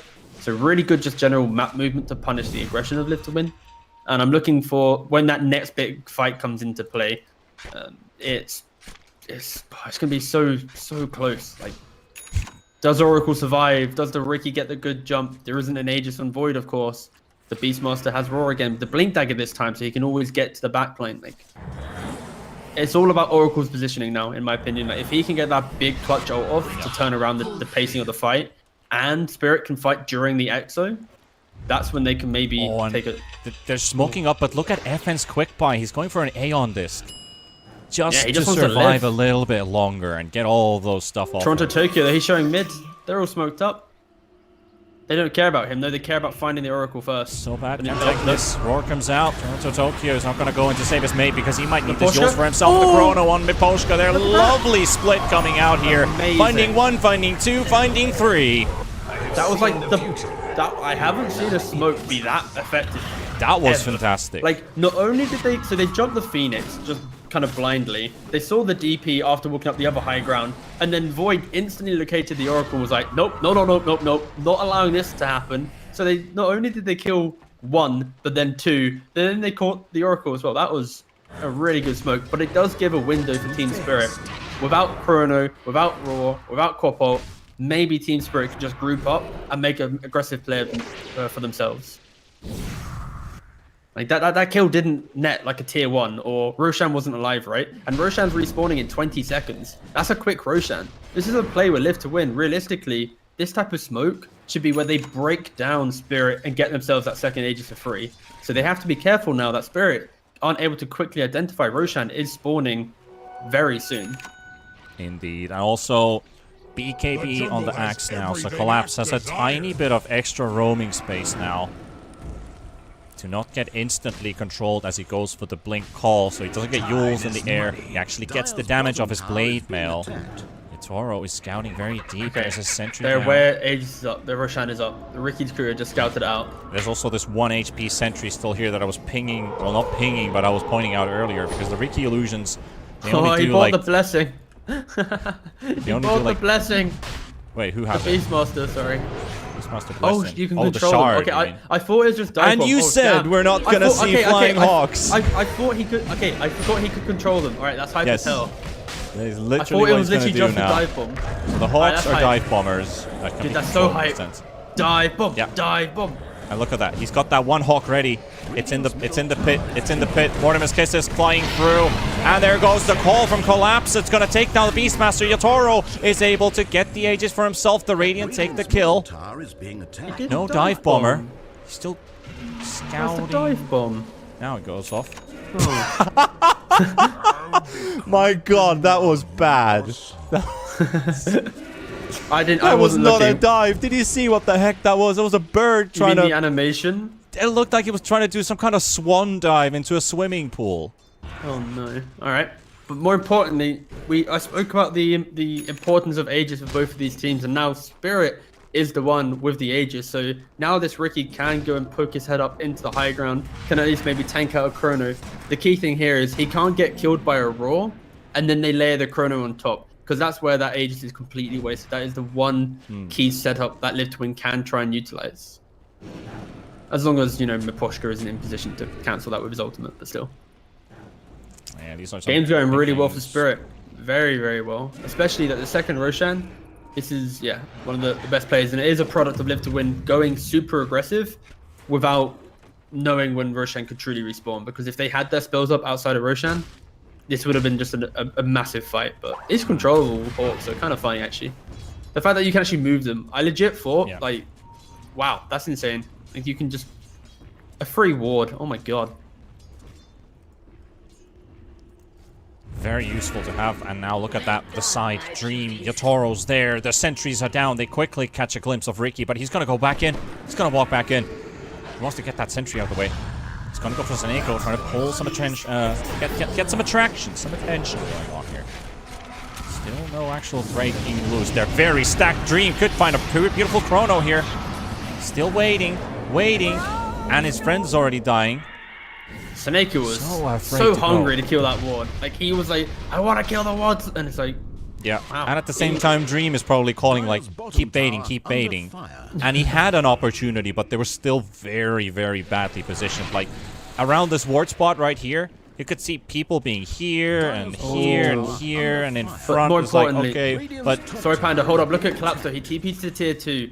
allowing this TP tier 1 Oh, tower and to he have a quick goes for TP. FN. Does he have it? The root comes out. The Sunray. You need that What an silence to go amazing through, play. and he's dead. So Collapse, like he TP'd to the tier 2, knowing that most likely his tier 1 would get pressured, allowing for the quick TP to be present for that tower. Yeah, that was so good. And then they're instantly drawing the line to bottom, but maybe this is where Live to Win can now punish that TP to top if Toronto Tokyo is for some reason to show in bot lane. But with Division still up, they should be able to get out. Oh, they found the comes Poshka. through. Oh, okay. It's got an Oracle. The Yules at least goes out. They're going to get the Oracle kill with a Chrono, but it's not really the prime target. Look They at hope to Yatara, get he's like, something "Guys." more. And Team Spirit is like, let's go. They put the wards Yeah. down on the ground. They see where they're coming from. And they get to disengage, but there's no Chrono for 2 minutes and 20 seconds. Dude, this game is just like ping-ponging around the map, just trying to find the pick-off. It's like, all right, guys, we killed the Quap. All right, run out. Okay, we killed the Oracle. Run down here, you know? So the difference here is simply for Team Spirit, when they get a pick-off, they're using at-score. When Live to Win's getting a pick-off, they're using Raw or they're using Chrono. So it just gives even more confidence for this Riki to do work. And so Neko might be dead again. He's dead. He's under a ward. Oh, he's trying to kill. Actually, Very it's his own ambitious. ward, actually. Yeah, he is very ambitious. Collapses here. getting The the rod courier, comes yeah. out. The call should be there. He's not even using his blade now. He's not even using his blade now. He doesn't respect the right click damage. Snap is dead. Still a Chronosphere on cooldown. And a roar comes through. Okay. Instantly purged away by Collapso and Yatoro. Afterlife is dead. Wow. It's coming apart for Live to Win right now. This is a weak minute that they've had. It's the product of the confidence of an Aegis on Riki. Like, he really is just running that. around the map doing whatever he wants. But he has a sentry, so he can... Yeah. Axe has no blink. Oh, fogging behind a single tree. Very nice from Immersion. Yep. But there's nothing else. Alright, he's dead. Axe See ya, is buddy. whipping himself. Move quickly. Why not? Yeah. And you And- Live to Win are basically playing the game of, let's just try and make Spirit run around and kill us a lot because they have an Aegis. And then when they don't have an Aegis, we'll be able to just make one big fight and try and kill them. As long as we actually kill the Riki, the Oracle, and the DP in the fight. And that's why you see the Beastmaster, like, it looks kind of dumb, but they are just trying to do lots of mini plays on the map to never allow Spirit to just cleanly move together with DP. Yeah. But that I have to say, that was also Live to Win using a fantastic smoke earlier on, but this, I have to say, this was also some very good Aegis usage as well from Team Spirit. 100%, very yeah. active and very dangerous in a sense as well. And I have to say, with 31 minutes in this game, as we started off after the draft, or almost during the draft, we've really upset all the viewers in a sense, because they don't know if it's Whatever. 2-0 or 1-1, neither do we. Dyer's bottom Yeah, it's tower the is being beauty of attacked. Dota, right? Exactly. Sometimes teams don't play that well and the game gets really cool. I'm joking. Exactly. No, this is just... No, Team Spirit is playing really, really well, in fairness. They have... Like, I think Collapse is so far kind of my match MVP just for Yeah. his active nature. Like, he has hit so many big calls, been so present, and he is... Yeah. He's doing so much work right now for Team Spirit. The question is simply, can they keep this momentum going? Their 5k lead they had was simply a product of the Aegis. But now, guess what? It's not up anymore. Live to Win. If they smoke, the key thing, when they smoke, sorry, they have to kill the Riki. They have to kill the Oracle. If they remove these two heroes, they can barrel it down a lane. If they don't kill these two heroes, suddenly Team Spirit punish the lack of Chrono, punish the lack of Raw, and then Team Spirit can just utilize their minimal cooldown lineup and All right. threaten Live to Win. Let's talk about Axe. Axe. Axe. Yeah, what about so it, mate? he has it, and we have Battle Hunger, reducing armor, giving him armor, reduces Berserker's Call's cooldown by 2 seconds, so it's 3.2 seconds up, and 8 seconds The armor cooldown. is so good, though. The armor is really good, especially in this game. Really does mitigate a lot from this But effective phase as well. target, it's actually so good. Like, Dyer's top tower if is he gets being this on like 2 or 3 heroes, like it's 7 per, right? And it stacks. So suddenly, 3-man Berserker. Whoo! Let's do a quick You're roll gonna be a around, tanky see. We have another shard. Never mind, that's the Beastmaster. We've seen that Any already. blessings or shards? Sorry. No blessings, no shards by the looks of it. We have a gem on the Oracle. Alright, so alright. big for the Spirit team to kind of like get some of that map control, get rid of those wards, get the those nasty, pesky sentries as well. Yeah, that are pesky. just- That's the word we're looking for. Yeah. Now Yatoro can live a bit easier. Okay, so Roshan can respawn within 30 seconds. You see how Live to Win, they're changing up their playstyle. They're like, guys, wait a second. If we fight at Roshan, life's a lot better. We push in this bot lane, we keep Roshan timed correctly, and then guess what? Big Roshan fight, we win that. Live to Win should be able to try and be more confident in the game. Flip side, Team Spirit, they're looking for a pickoff, never allow Live to Win to have this type of map construct. They get the next Roshan. I could easily see Team Spirit just punishing this game and maybe even looking for high ground if they get the right pickoff. While all of this was happening, they were hunting for a kill. Nobody defended this bottom tier 3 tower for like the last half a minute, so they know something's up. The tower's already lost 700 HP. And I was about to ask for Roshan timers, but 50 set. Oh, nice. This is so good. Less than a minute. It's close enough where both teams are really confident to take a big fight right now. And Toronto Token closing up. Yatoro goes in. Doesn't have to silence out yet. Now he does, but look at that. That AoE. Oh, actually, that's never mind. That's the DP silence, and Immersion is the target, and the Shadow Demon goes out. Linken's has been popped by Ricky, so now they finally know at least that, okay, Ricky has a Linken's. We need something to pop that as well, but that's a pickoff. And SD down for 40 seconds. Roche is up in 20. They might be able to start Roshan. If they do make the call for it, they might start Roshan while SD's still dead. But the timer is not going to be very long. On the positive side, there's no outpost to TP to, so mid tier 2 is the closest way to get to Roshan for Live to Win. Yeah, luckily they at least have this mid tier 2. That is like probably the saving grace of this Roshan fight, where like Team Spirit, they have this Radiant tier 1. This is going to be insane value for all these buybacks. But I wonder what's going on in Team Spirit comms right now. Yep, collapsing on Roshan. 10 seconds. 10 seconds before SD. Nearly died. And this is Little even aware of this? I'm not sure. It doesn't look like they haven't sent any couriers. They've not sent a Hawk. They've done nothing to check. They're using a dire scan on FN to make sure that Quap gets out. Oh, this is actually horrendous. The most critical point of the game. They're too late. They're just too late. That's a double exorcism. That's a cheese and an Aegis. Toronto Tokyo double ulti available. Okay, and they're gonna maybe still look for the fight. They know they used exorcism for Roshan, so they might fight without the exorcism being up. But then there's the refresher that is still there. They're trying to set up Yatoro. They're coming in from the side as well. It's Afterlife looking for the opener. He's got a Hawk, giving some vision. He's also in there. He's in the zone. This is a full commitment. They're going to go for this right now. And look at Team Spirit, how they are sitting very close to each other in this small little box formation. FN is here. Dream is here, looking for the opening. Still can't get in. The enticement, the anticipation. They're really good, though. They're gonna happen. But they retreat to the high ground, though. This is really good, though. They retreat to the high ground, and it allows them to, They have the double ward set up, so you don't need to play in the river. Just pressure the mid tier 1 tier 2 tower. I was getting in the zone. Yeah, well, you just got a bit carried away then, mate. At least, it has set up something to wait for the next time, because 60 seconds for Exorcism to be back up again. And Team Spirit, they have a 9,000 gold lead, Aegis, Cheese, and of course, already mentioned twice, that double ulti. What do Live to Win have? Well, what do they have? Chrono MK. There's 700 gold from Snapfire having Gobble Up, and for them, they just need to find the backlines. If they can kill off the Phoenix and Oracle at the start of the fight, this Ricky Aegis just won't have that much value. And you saw in the positioning of that previous attempt of an engagement, they were really trying to get around, but again, like, the last two Roshans going the way of Team Spirit is honestly like the most potentially game-winning plays that they could have made. Oh, what a beautiful blink call from Collapse. Knows exactly where Beastmaster is. The roar comes out, but Yatoro and Toronto Tokyo, they're both here. So is the Phoenix. And they kill the Beastmaster. Gone for 75 seconds. And no roar. The line has been drawn. The line Phoenix wants has out. been drawn. You can see it instantly when they're like, guys, push the lanes. Okay, quickly. 37-minute mark, tier 4 items dropping. Penta-Edge Sword comes out. I saw something else come as well. Let's see.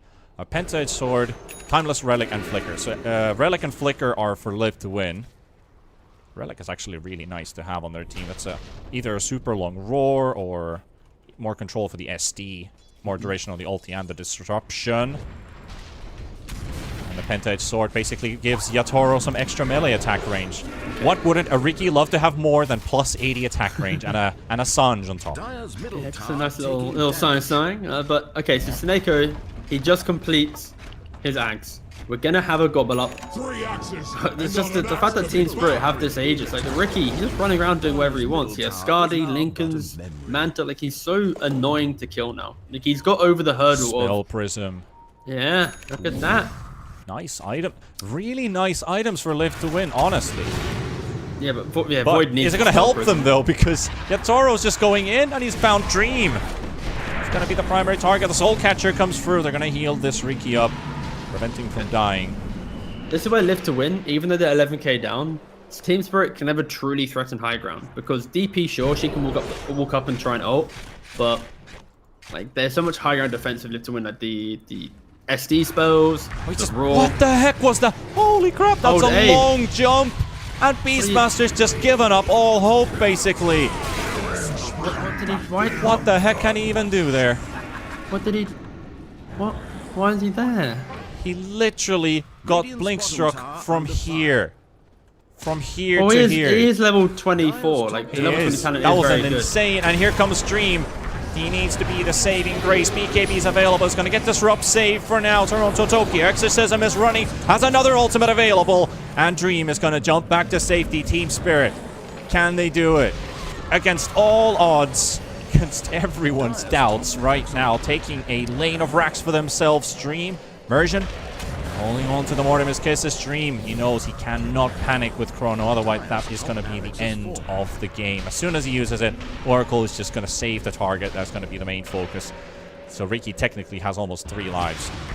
And he's found FN. Outside of the base. Pops his BKB. Gets to safety. That's a 10-second BKB. Yatoro's still going to relentlessly keep on going, maybe. No. He's going to let him go. That's a 10-second BKB on cooldown. I don't know what's happened to Live to Win. They were so dominant in game 1, and in this game they just like, especially the Beastmaster all day. He's just being a little bit out of position. Like for example, the top fight he never TP'd to. It suddenly gave him the big advantage, and then like he keeps getting picked off now because Collapse is playing so well, and then he dies again in this bottom area of the map, and it just gives away another rack. Like Team Spirit, that third Roshan was such a game-changing point of the fight where like it wasn't scouted out. Like we never saw Beastmaster send a Hawk to check. Like the fact Live to Win never utilized their vision advantage. Yatoro, you don't have any friends around right now. You've got to get out. Gobble up comes out, but the Manta dodge! Is it going to be enough though? He has to jump to safety. FN is silenced up. The Chrono comes out. Is going to hit on the Phoenix, but there's an Aeon disc, and this Phoenix ain't going to die. Not so soon. Finally does. Toronto Tokyo, 3,800 HP, going to survive. And Immersion is going to take a lot of damage, and Collapse isn't going to be getting anywhere. He's not going to get this SD. They can't get the Dream kill either. He's going to go back away by the Dispersion. Disruption even. Immersion is out. Dream is also trying to get to safety. Saneko is here. And on the back lines, it's the Beastmaster trying to get something to happen. Buybacks are coming through. Collapse is getting kills. Dream is dead inside the base. Collapse just went for a quick snipe all by himself.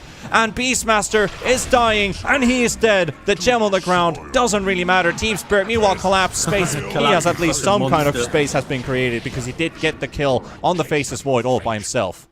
Everybody else went to hunt for the Beastmaster, but the push. And do they have the cheese on Toronto Tokyo? The shard is on the Phoenix. Double egg? Let's see if that is the case. FN. He's probably just holding it for now. Going in. This card's going to use the buyback coming in from the Faceless Void, and the Phoenix still makes silenced up, but he's going to be there. He's going to get the Sunray. He gets his ulti up as well. He's healing the DP. The DP ain't going down. He's not dying at all. The Oracle ulti comes in as well, and Dream's already half HP. He's popped his BKB, but he's not doing any damage right now because Team Spirit are holding their ground. The Exo is running right now. The Glyph has been used. The Tier 3 tower is falling. Chrono, 40 seconds. Roar is off cooldown, but there's no buyback on this Beastmaster. He's 300 gold short. Still pushing this mid lane. The melee racks, the range racks down. And down to one singular lane. As there's still a tier 2 tower, which they will get out of the way. They're also smoked up in the backline with Miposhka. So bad will pop his. Collapse is also still smoked up for a few more seconds, but Live to Win ain't gonna leave their base. How do they fight this? Chrono's gonna be up though. They need to be the aggressors. They need to be the ones setting the pace of the game, but like, I don't want to say it again, but since that third Roshan, where they just failed to check it, they they just can't play Dota. This Ricky, he's overcome the hurdle of what Liftwin has. Every time he has Aegis, he doesn't care about Beastmaster having the Necro-Free. He doesn't care about the Void having Chrono. Like, he just runs around, does his thing, and because he's had now 10 minutes or 2 Aegises of time where he's just been able to do his own thing, he is so farmed. And Liftwin, they just haven't executed their draft rate. When have we seen them, other than the first 20 minutes of the game, when have we seen them hit a big Chrono laid with the Snapfire roll or the big Quappo? It's always been, like, if you look at highlight we reel, saw one gobble up, but it looked like Yatoro Manta dodged the initial stun. Yeah, he got sure. cookied right after. Yeah, exactly. But it's the idea that... And he's going in. Look here. Yeah, they're just... Liftwin is being ran at non-stop Target, for 24 Snapfire. minutes. Tried to cookie away. He's going to get killed by the Crypt Swarm. Has to buy back. There we also have the BKB from Dream looking for the Chrono. He's got the Phoenix, but the Aeon Disc will pop once again. They should be able to kill the Phoenix this time. No, the egg goes off, but they're going to have to focus this, and they're getting the Yules on one. But FN trying to get out. They get the egg to get destroyed, and Phoenix is out, but they also have to save their Faceless Void. FN also in big trouble. The Mortimer's Kisses finally fly through. A bit late from Soneko, but he's getting something done here. FN is dead to Yatoro. Dream is dying 300 HP. They've lost Immersion. They're going to lose even more. Dream is trying to make his way out, but Yatoro doesn't go the right way. Well, it doesn't go the same way, at least, with the live to win remains. It's a 2 for 2, but how many buybacks were used? Soneko bought back.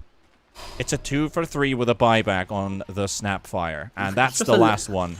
It's just a little bit too late. Like, Live to Win are making all these, you know, the big spells. They're chronoing the Ricky doing this, but they're doing it when they're 20k down and 2 racks down. Like, in the grand scheme of it, it just doesn't matter. They need to somehow they need to team wipe them like 2 or 3 times. Like, this Ricky is just way too disruptive. Like, this DP is way too tanky. The Oracle is so hard to once kill. again, Yatoro just dodges it. Beautiful stun comes out as well. The BKB has been used from Dream. He's got no Chrono. He's going to have to man fight this, but there's nothing to hit. There's nothing to hit. He can't even clear these illusions out. Girono Tokyo. Man, he's manning this front line. Almost 4k HP with that heart picked up on this DP. Soneko gets a bit. He's going to have to watch. He's just going to have to watch his buildings fall. This is mega creeps. They just have to reset now. Like, if they wanted to be like super disciplined, they could literally wait for another Aegis. I.e. go to Roshan and then go again. Like, it has respawned. Thank you, my beauties. 46 minutes. Team Spirit 25k ahead. Mega creep secured. Live to win. They're on the edge. They're on the edge of this game too. Remember that probability graph at the start of the game? What are we saying? What's it now? I'm not looking at it now, but it was 55-45 if I remember. They factored in Live to Win never contesting Roshan after the first one. Do I want to press F8? I don't think I'm going. Because Collapse is already going in. Soneko is falling low. He's at 5 HP. And he's down. Half AP indeed. Immersion. The next one to fall. Collapse double kill, dunk in the face. Collapse is to win. God on Axe, by the way. When he gets a lane that he can play... He's a god on Mars, but apparently he's a god on Axe as well. There's a dive bomber. He wants to kill the dive bomber first. And there's the roar coming out. There's also the Chrono. The egg comes in the back line. Axe might fall, but Oracle's there to save the day. FN will fall as well. And Dream gets stunned up by Yatoro. In with the Phoenix stun. And GG, well played. Ladies and gents, we are going to a game 3 in this CIS brawl. Yeah, I will say, especially like, at the start of this game when I was talking about the draft, I really didn't like the idea of what Team Spirit had, especially the DP, the Ricky going into SD, Quap, and Beastmaster. It just didn't sit right. But then the way that they played Team Spirit, they punished the sloppiness of Live to Win, and I think, I still am a believer that Live to Win's draft is objectively better. But my God, Team Spirit, the pacing that they had. The Collapse Axe just running around the map, just making it so hard to play around. Yeah. And their ability, I think this is the key thing. As a team, their ability to identify and secure Roshan for the second and third was the most game-winning thing they could have done. If they, in any moment, looked for aggressive plays and weren't able to capitalize on quickly taking their Aegis, this game would have been so hard. But they gave their Ricky 10 minutes of having a free life, an ability to tank up a Chrono if needed, and Live to Win was so scared in that time. Like, if you compare just the simple way in which the map was played, Live to Win never checked Roshan realistically with Couriers. They barely checked it with Hawks. they never cared about this objective, which is the most game-winning objective in this type of game, where one team is jumping you with an axe and the other team is jumping you with a void. So Team Spirit 100% deserved to win this game, not only because of their early map pressure, but because of the fact that they identified Roshan was their big win condition. They controlled it, and they punished the sloppiness of Live to Win, not caring about it realistically in this game. So yeah, amazing game from Team Spirit, and I'm happy that they proved me wrong and that they were able to really showcase this draft, not simply in how the draft was executed, but how they played out the map to enable their draft in which some weaknesses were present. If we look at the upside of this, now that we kind of set some kind of drama for this and the result was completely different, that means we actually have a real series in our hands, because Team Spirit was very, well, I'm not sure if flabbergasted is the right word, but game 1 was a bit off. Game 2, a whole lot better. So game 3 can only give us good things, because Live to Win has improved during series. Team Spirit has improved during series. I hope game 3 is a real battle and a brawl for that last spot. One thing I do want to say, Ricky spell Prism at the end of the game, so he gets even lower cooldowns on his jumps and his silences. So we'll see what's in store for game 3, but do remember to consume your monster energies, because we have one final game of the day, and it's after the break.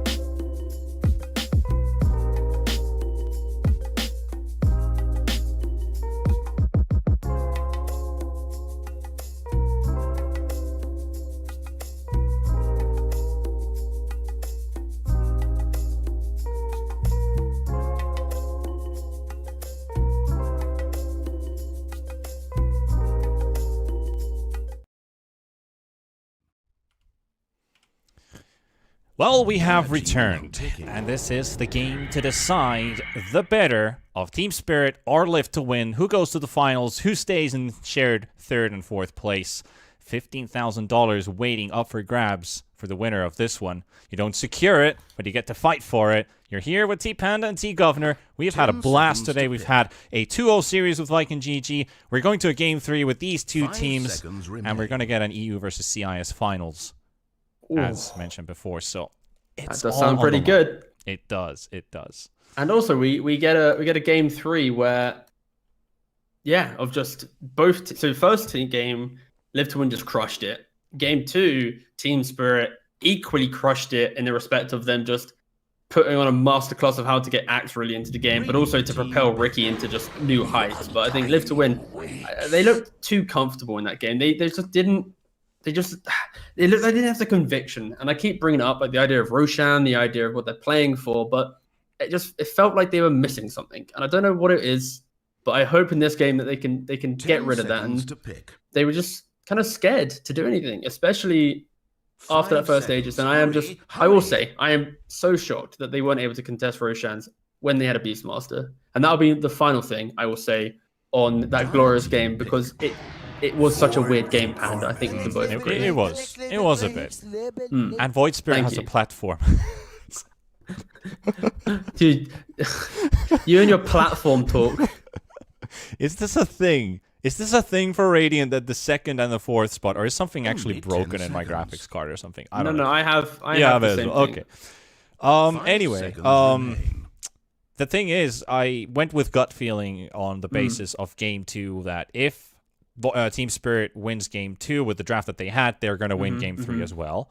I mean, who knows if that's actually going to happen? Might be Live to Win who wins. I'm not the one who dictates stuff. I don't script anything. I don't script myself either. I just, improvise. Wait, you didn't get sent it?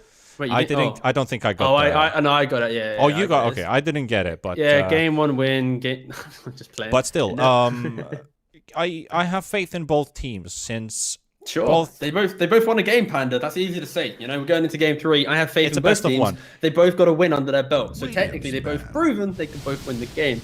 Ooh, we got a Morphling. And it's a best of one where you basically, the better draft or the better draft and execution wins this series for you. The loss means you're out. A win, you get to play another series. It's going to be a best of 5 right after this one. So seeing core picks in the first phase with the Void Spirit and the Morphling. Tell us about these. Why are they picked this early? What do they give? And is this got something to do with this best of one situation? I think it's the idea that you see the Phoenix first pick. You want to have the Undying to play into the lane. I think Undying mitigates a potential Axe pick as well. Because guess what? Phoenix Axe isn't available. They go Phoenix +1 and something can happen. If you want to give me 1 second, I've got a beeping that I can't stop in my ears, and I have no idea what it is. All right, maybe you forgot the YouTube video of check your minimap every 10 seconds beep thingy going on, because my alt key is just being spammed for some reason, and I have no idea why. You've got the Windows thing that I had before with all the buttons pressed down thing. Is that the thing you're getting? How do I fix this? Just keep spamming it. Just keep spamming it. Literally just spam it and it will... I'll mute myself. Back in a second. Oh, okay. The guy's literally mashing his keyboard right now. I don't know. Maybe he spilled some monster on it. I don't know. Whatever. Though the Morphling pick, thinking about the Phoenix in general, I just feel like Morphling might be an egg hitter. He's not exactly the best priority for an egg hitter, but then again, I also feel like the Phoenix egg hasn't had that super scary factor in it that you just want to instantly get rid of it. Since Afterlife, it wasn't Afterlife who played Phoenix. Who was our Phoenix player in the previous game? God, holy hell. Hello, I just realized what it was. It wasn't my keyboard. It wasn't. It was my headset telling me it's low battery. Aha, all right, that explains. So... Team Spirit played Phoenix. Holy crap. How do I feel? So bad. So bad of me that So Bad was the one who played Phoenix in game number 2. The factor of his eggs weren't so massive, even though he's a support, though. It's not like your offlane pause 3 Phoenix with a lot of farm early on. If you destroy that egg, that's a big one. It's a support egg, so either you back away, you collapse on to destroy it, and... you either just wait for it to show up and kind of live with it, or it's the first thing you see in the fight. Oh, Phoenix egg and quick reaction. What do we do? I would like to see an egg destroyer. Okay. Yeah, I don't mind that. I think Morphling is somewhat an egg destroyer though, so they kind of already have that as like a It's soft just risky putting him out there. Like, you know, just sending your kid to school for the first time. You know, he's just like all alone by himself. It depends, you know. Sometimes he can be a big boy and he can grow up and he can do these things. But you know, we'll see. But more importantly, like before, I heard the beeping and I was really confused. The Undying, it deals with the Phoenix, prevents that Axe pick. They go for the Void Spirit. They can flex that Void Spirit between multiple lanes. And you mentioned already the ideas of Morphling. I actually think it's a pretty decent egg hitter. You want to have that +1. Go on, dude. The double tombstone. We've seen the triple tombstone in that one game. Remember, with Rubik and Undying and Morphling. Yeah, it's strong. It was ridiculously strong with those double tombstones.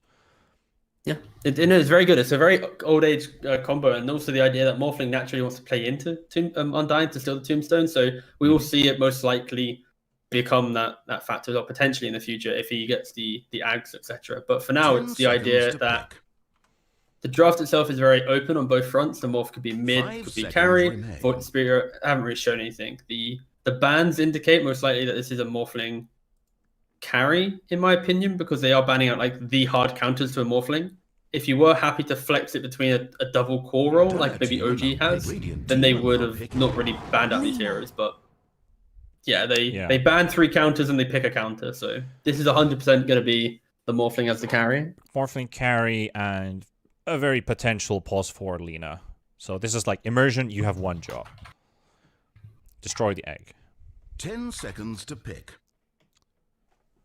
Yeah, and also you mentioned that you want to have another egg hitter, right? You're going to get that in the form of the Lina plus Morphling. You now have the double egg. Egg's now completely removed. So yeah, I like the draft so far from the Team Spirit. They go for the Enchantress. You have somebody to take the kid to school now. Yeah, exactly. You can hold his hand and send him on his way. But in Team Spirit, they're really doubling down on the idea of you might have like the egg counter, but we're going to be super aggressive with our lanes, but also ability to swarm the map. Like Undying Lina, if it's not a Lina core, very clunky in her rotations. But Ench, she can move very quickly. Void Spirit, he can leave lane quickly, and that's what they're playing on. It's the high-paced exit of laning phase to the laning dominators that a Undying plus Lina can provide.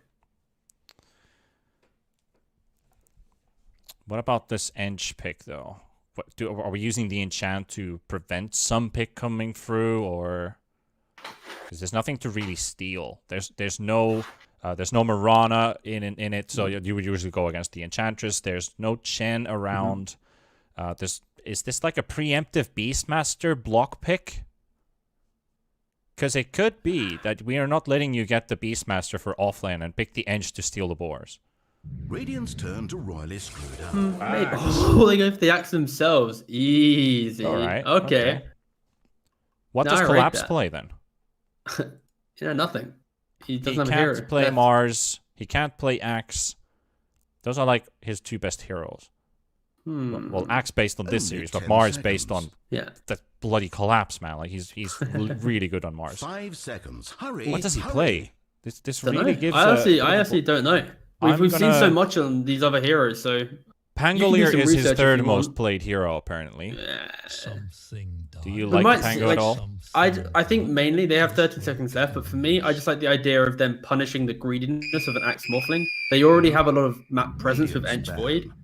So I'd love to, there we go. I'd love to see them really just kind of drive home the idea that they can just break down the lanes and never give Live to Win a chance to play. Like, I think this is reminiscent of game 1, where Team Spirit, their lineup was so slow, Live to Win just outpaced them the entire time. And now in game 3, that kind of game plan has changed. Now Team Spirit, they have the Axe with the Ursa with the Axe, equivalent to a Monkey King type situation. They have Ursa against Morphling as well, with the Abyssal Blade, can also kill him quite quickly. So yeah, Team Spirit, they're looking pretty scary, and this draft is they're running out of time on the bans.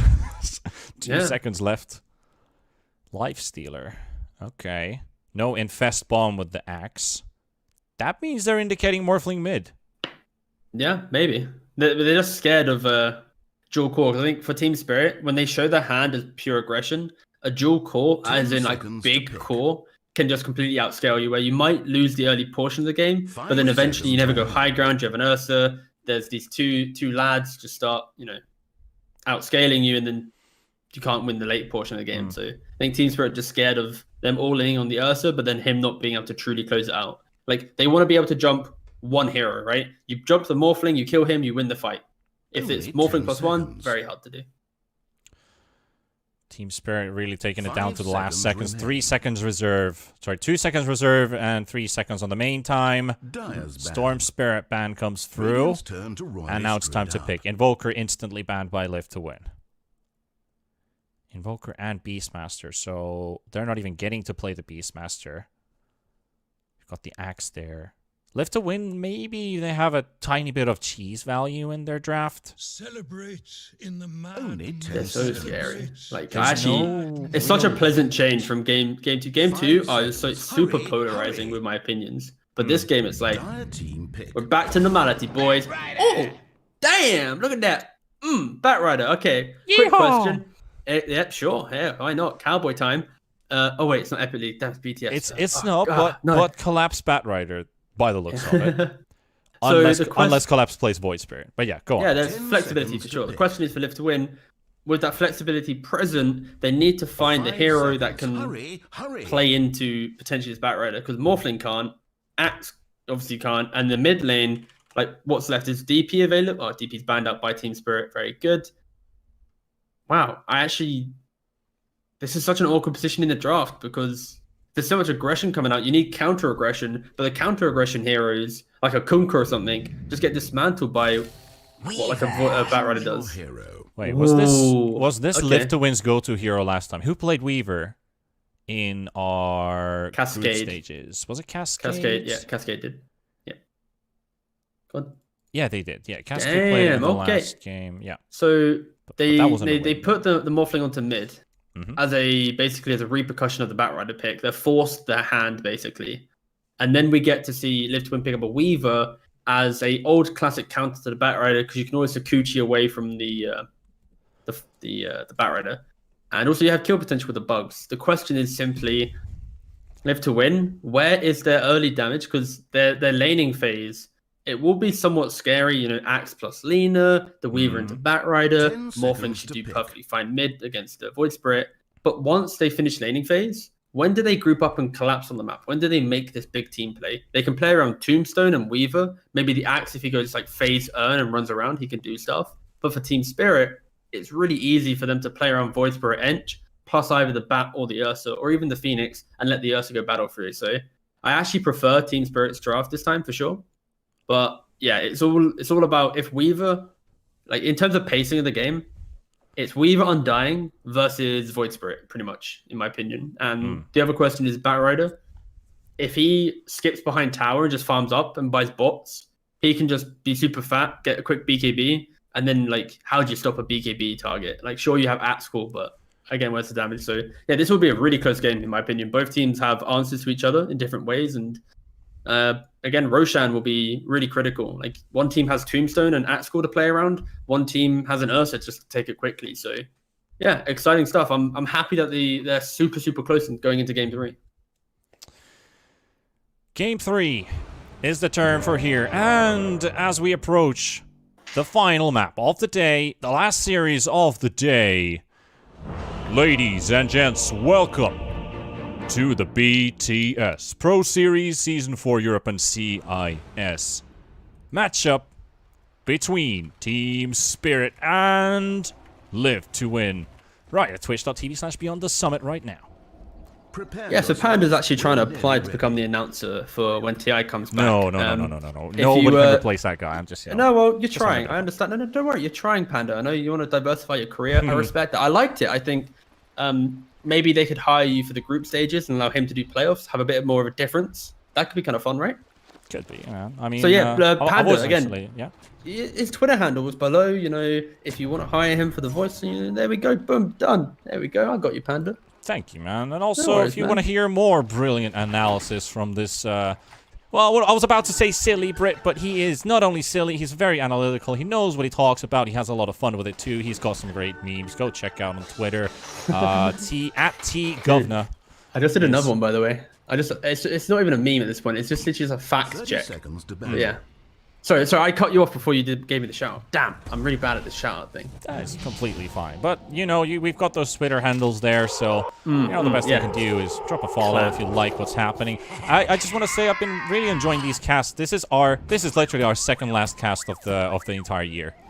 We have today, let's go. We have this Christmas! second last game, and then we have a best of 5 tomorrow between Vike and Gigi and the winner of this map, and then we are done for 2020 and Dota, at least from our part. We'll be still playing Dota, but at least competitive games, this will be the final for us. So, hopefully we get a good ride. Dream being chased up. Here comes the impetus spears and napalm stacks, and look at that damage. That was a lot of damagios there, wasn't it? Christ. He's got no salve. He's got 2 more tangos, fans. but what does his clarity have? Does he get a salve from his buddy? Nope, he does not. Undying went for a very greedy build of the Wins. I want to play into a Batrider lane, so he went for his own build. A bit of move speed, a bit of stick, but this Weaver, he might feel the repercussions of this. And also, don't worry, the UI has been fixed. I just remembered that I had the wrong thingy there. Please say you're still showing like the draft screen or something. Something really bad. Were you? I just have a different header that is blocking the top bar, but on the positive side, okay. nobody killed nobody, and we were looking at the only situation that could have potentially led to a kill, so nobody missed anything. Easy. I got you, pals. Don't worry. T-Panda on the camera. All good. Soulbound and Collapse. So, we talked about this Batrider lane that the Undying has to face. It's not going to be the easiest for him to kind of bully them away, but at the same time, if they can get like the Tombstone at some point very early on, the Soul Rip also really hurts these heroes, especially the Phoenix, who doesn't have like the biggest HP pool. So you have a decent nuke. You also have a good heal for the Weaver too, who's also not too big on HP. Has 10 stick charges already. Wants to get that wand as soon as possible. Picked up a salve. Courier going back to base, coming back as well from there. More items needed. But this is the perk of having that early stick in this top lane. Like, they don't have the salves, but they got the free regen from the napalm. Tombstone, level 2, okay. Oh, gee, that's bold, mate, isn't it? It's bold, but so bad. We'll be able to clear it out. So Neko looking for the kill. They have the Shikuchi, and the damage from the Batrider. Is it going to go through? No, not going to be enough. And there's the south. Oh, sorry. The stick charge is coming through. So Neko gets enough mana. He doesn't use decay. Instead, he delivers the slap with a punch. I actually love that play. That's actually insane. Like, normally see Soul Rip, you just like, you slap a Tombstone, they kill it, but then they're like, oh no, that's actually, I'm actually very happy. I'm thoroughly impressed. That was really cool. You did give away 125 gold to get the kill, so it doesn't really net a full kill amount, because you got 297, you gave 125, chuck a couple numbers around, and yeah, it's not as great, but no, that was fun to see. Where are you going? Enchant bottom, looking for Lina. LSA stun, Earthshock also out, 258 movement speed, and Afterlife. He's got Battle Hunger leveled up, so for a moment I thought he's playing support, but no worries, he's the one farming up. Meanwhile, it is a Morphling leading up with 11 CS, 7 denies against this Void Spirit. Toronto Tokyo, aka Mayo or Mio, depends which one you prefer to call him. And again, for all the people out there asking why is he called Toronto Tokyo, we did an interview with him, and he simply stated, "I like both Toronto and Tokyo." So fair play to the lad. Also, exactly. Yeah, I did ask that same question from him during Epic League, during the lobby, and I was just like, what's up with the name? And he's like, yeah, I just like both towns or cities. It just so rolls off the tongue. Like, when you say Toronto, you really want to like lean into like Toronto and give it a bit more flick to it. It's so nice. And then Toronto Tokyo is kind of like, exactly, now it's just sounding like a weird hybrid American, Russian, I don't know what we are, but maybe we should not do accents. We're not that good at it. Tombstone comes down, Collapse getting slowed up so bad, same thing, Tombstone duty. And this time they can't get it down. The Icarus dive to safety, Collapse still got that one little bugger clawing this Batrider. And Dream gets a lot of free right clicks in as well because of that. South been used. Tombstone still up. It does push the wave though. And oh my, you did not. The zombies pulled the hard camp, and so Tomato and Potato were like, Soneko's courier, you're going down. The neutrals killed the courier. I was looking elsewhere, but oh god. Amazing. Alright, Soneko. Get your revenge. Kill them. Kill Please, him, watch indeed. Watch Seneko. He must get revenge. He must be the killer of the big boy. The tomato He's must die angry. to Seneko's hands. Slow punch. Ah, okay, Dream 1 for comes 1. the other All right, one. that's fair. I'll take it. I'll They give got him it. that. They got it. Revenge done. has been had. Dire's top Got. tower is being Yeah, got. attacked. Then just been I don't know, man. 5 It's minutes. pretty late here. 5-minute bounties. There's still a bounty unpicked up. God damn it. Oh, the value. Oh, no. All right. You just pinged it as well. Oh no, but still, like, it was already there. Oh, bro. Money to burn. That is lost money. And now Toronto Tokyo is coming in to steal the fresh one. Amazing. Oh my, oh my. Toronto's like, damn, guys, I stole the bounty. Ha, fool. You could have stole 2 if you went there a little bit sooner. But a really good start, though, from Liv to win. They're a lineup that they don't really collapse onto the map that quickly, so they need to have a really strong start, so they at least have the levels to fight up against the numbers advantage that Team Spirit will provide. And they have lanes going really well. The Weaver counter to Batrider is very prominent. This early Tombstone point is going to great effect. But then also mid lane is just a walk in the park from Orphaling. Honestly, I just Go on, mate. absolutely love. I forgot the UI once, and there was actually nothing happening in the game, and chat is just going bonkers. Well, it's fine though. Like, they're all going to be like, wow, fixed so quickly, amazing. Exactly. Like, please It's fix fine. it. Then we can't see the kills, but there's no kills. You worry, you're fine. Don't worry, I gotcha. Radiant's middle Alas, tower is alas. Alas. Double CS lead. Morphling 37-12, 32-16 on the Weaver. Looking good. So bad. Being chased by He's just Soneko. TP. Soneko could kill him here.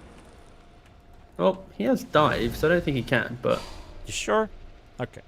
If he had the K a bit sooner, maybe it would have been enough. Yeah, The K Soul Rip. There's a camp right next to him that will do a decent amount of damage. Well, there is heavily optimistic, but alas, Seneko is tickling the Phoenix, trying to annoy him, trying Can to you really be somewhat disruptive. If you Go use on. feathers for tickling, can you actually tickle something that has feathers like the Phoenix? Does that count? Do the birds feel ticklish the whole time because they're feathers? Why would I know this answer? I ain't no bird tickler. Jesus, I'm not a bird Panda. tickler either. I'm just, you know, I ain't no bird tickler, boy. I'm one of those things, boy. Radiant structures are fortified. All right, FN, he's hitting the mid lane. They do be tickling this tower. Yeah, they do be. Don't you Wait. dare ask me about if Wait. towers can be tickled. I don't know. Radiant's middle tower I don't is think they being can. Can a cement brick block be tickled and feel emotion? Can it break with a feather?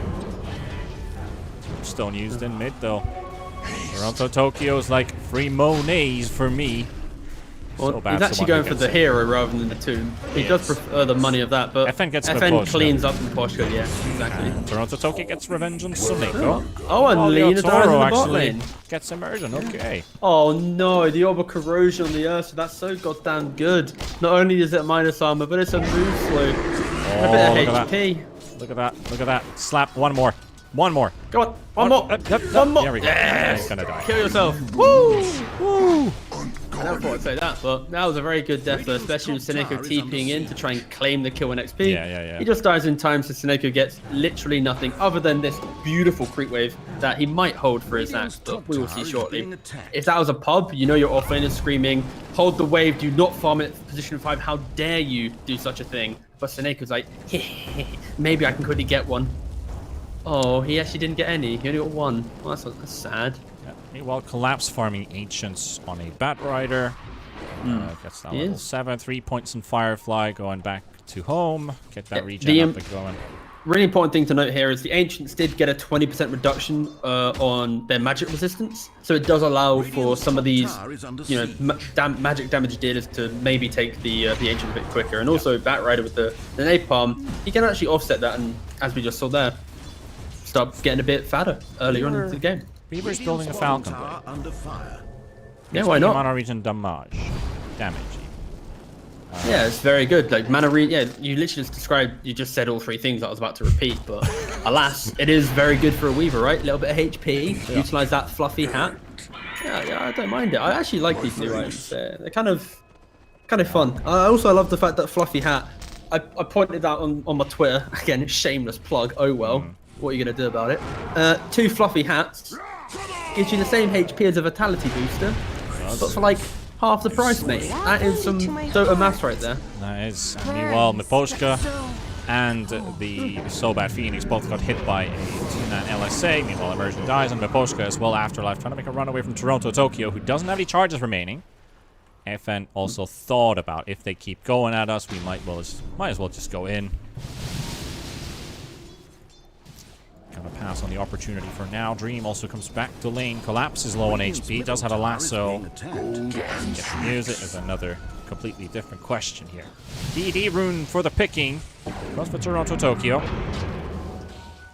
Yeah, the old in and out job to secure the rune. Yep. It now means he can't rotate to a side lane and start applying any pressure because he doesn't have the astral step. So good for him in his own game and also removing it from FN, but it just takes him off the map. Dream coming back in lane. But yeah, talk about the new items and how to utilize them. I like having a ranged option for Echo Saber. Because Echo Saber is still about the double hit, but the mana regen, the damage, and a bit of stats. This is damage and HP and mana regen for a range hero. Like You mean okay? So you mean like an equivalent? Okay. equivalent, yeah. So the idea, so Falcon Blade to you is like what a melee hero buys Echo Saber for, and when they need that man. Okay. All right, I can see it. Because a lot of heroes who do buy or did buy Echo Saber didn't have like the level 10 mana regen talent, and usually just struggled with mana control in some games. But then you also had heroes who did already have a mana regen talent, but they could opt to go for the other one if they decided to get Echo Saber. So they could leave their level 10 talent. Like Sven, do you want to go mana regen? Do you want to go and get that +7 strength? Do you really need more HP and a bit more damage? Like, you have the option for it, okay. Tokyo going aggressive here. Meanwhile, Dream is actually killed off by Collapse, and that's a solo kill in top. But we're looking at bottom as Yatoro's under the tower. Immersion gets body blocked by Soneko, so he can't go and throw that LSA.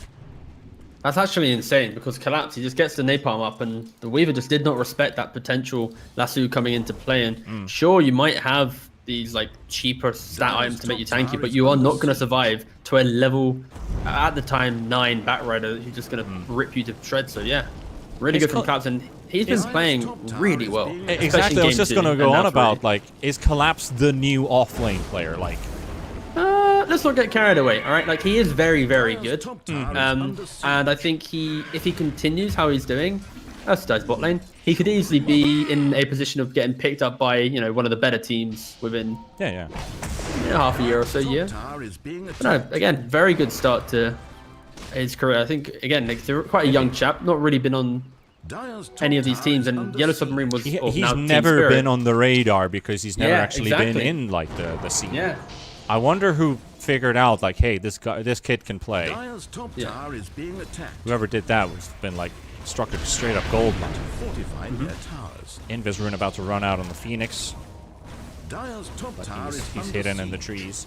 This is one thing where I would love to see if I was casting on like my own channel or something, is alt click on heroes, because just you see the duration of like an Invis rune. How many seconds does he have left? You can't really do it in broadcasts like these. No, otherwise, I would be alt-clicking all the time just to see, like, okay, he's got 24 seconds of DD. What can he do with that? So bad spotted onto the high ground with the sun ray. Is he going to come back? He didn't TP. He's just flying off the grand finals. Oh, look at that. Oh, he's brought back. But he gets... he still gets home. He did really buy some extra seconds. He's just holding this entire 4 stack in anticipation. Wait for it. Wait for it, without the witch doctor in there, though. No, yeah, for sure. That was fun. That was fun.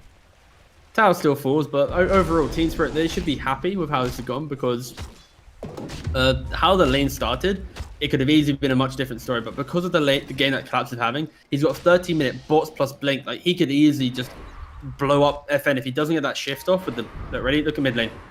Oh, I'm looking at mid lane. He double blinked. Did you see that? Don't think I did. Mate, Collapse was smoked up in the river, ready to go onto FN. He then pressed the blink twice and went backwards instead of forwards. Oh. All right. I didn't see that one. Well, you're a Collapse fanboy, so of course you don't want to show him misplay like that. I understand. Oh, all right. Oh, this is the path we're going now. Okay. I see how it is. But he sees Soneko, and he's ready to do some plays. And there we go. Let's burn the Sun Dying alive. Let's reserve some resources. Reserve some resources. I guess I can do that. He's going to get himself a tombstone as well. FN is also here. He can't cliff him, though, because, you know, that's a hero that can always get away. Phoenix dies in bottom, though. So Immersion and Dream get their revenge for letting that hero escape the last time. But FN, Toronto Tokyo trying to bait a play. Trying to make something do, but for this Morphling to do something. Collapse wants to get this Weaver, maybe. No. Patience, patience, patience. Blink Lasso still there and keeping them wary. FN just waveformed. Collapse is still stacking napalm. Right now, Live to Win is just trying to buy their time. They're trying to get to the point where they have an E-Blade on Morphling, and then they have the Blink Dagger on Axe, and this is going to be a really big timing coming into play. Like, 100 gold for Blink, you got like maybe 800 gold away from E-Blade, and this will be disruptive. Undying, you just respawned, he's dead again. But in the grand scheme of the game, this doesn't matter, right? Like, the timing that I'm mentioning is the Axe, the Morphling, and the Weaver wanting to play Dota as 3. Yeah. Okay. FN onto Collapse. Collapse. Yeah, this is actually the worst thing that could have happened. Like, you keep killing Seneko, but then suddenly the cores come in and lap up the farm. So it's Weaver also has ulti, so he can get away from Yatoro here. But yeah, that was, you got an Undying kill, but you're losing your life instead. So that's more worth for Live to Win. Totally agree on that. You get to trade this mid tower, maybe Afterlife. Afterlife comes in with the blink call. Nice to simulate just in time. Gets a jump out to safety. Has got another one. He should live. The urn and the hunger is not enough. Yeah, and you have to just ask yourself the question: how quickly will Hoshka die? Look at that DD. Uphill miss. Oh, there's one. Yeah. Dunk in the face. Just so satisfying because like. Not only is Ench really annoying to kill, but then you get the dunk, and then the DD. We saw this in one of the previous games, the instant DD into Roshan. This is actually game 2, the first Roshan that Live to Win contested. The only Roshan they contested was because they had the DD and could instantly get into that free Aegis. So yeah, once again, get a cheeky pick off, and off they go. So that he's sitting under a ward. Afterlife knows exactly what's up. Here comes Weave. Okay. Ooh. Okay. All right. Popped up. They're doing really well. Okay. This X gonna go off. Just barely, but it goes off. While Dream on the other side, the DD rune finally comes out. Roshan is at 1000 HP. Yatoro, they're trying to get a beautiful stun from Immersion. And Sobat dies to a neutral creep. Oh, they're gonna steal it. They're gonna steal the Roshan. They might just actually do it. Yatoro inside the pit trying to get it, and he will. He takes the Aegis. He's done all of the work that Live to Win just did, and he takes it. Thank you for giving me a free Roshan. And they will get the E-Blade shotgun onto Miposhka by FN. Toronto Tokyo very low on HP. He does have that dissimulate to keep another dodge safe for himself. Dream, however, getting initiated on by the Ursa, who's now the holder of the Aegis. Immersion being chased up. Collapse goes in. Gets the lasso onto the Weaver. Can they get the Weaver? They will take down Dream, and he's gone. What an absolute mare. To Live to Win, they go for the Roshan, they have the DD, but like, did they not have Flesh Golem up? That was kind of a weird feeling. When did Undying die in the top lane? Because again, wasn't that more than 2 minutes ago? Yeah, that's what I think. Like, maybe he didn't have it up, but either way, just the fact that they weren't able to commit and kill that Roshan off, it allowed Team Spirit to start delaying. You know, the egg comes into play, it stops them from doing the Batrider, napalm homing up, and also putting Fireflight inside the pit. You suddenly can't run in there. So Team Spirit, just really good Roshan contest there. And now you take away that first Aegis, the one that gives Weaver confidence in this game, because he is scared of potentially, you know, the Batrider jump or the Void Spirit soon to be agged. So yeah, really good read from Team Spirit, capitalizing on that slow Roshan due to lack of either Flesh Golem being available and not used, or it not being available because he wasted it top lane after dying to Collapse. Either way, Afterlife is setting up for a blink call here, and he goes in. He doesn't get the call off, though, as Toronto Tokyo already sees what's about to happen. Morphling has to get some strength gain to himself. He's at half HP. There's no vessel ready yet. It's just an urn on the Phoenix, so he's gonna have a little sigh of relief.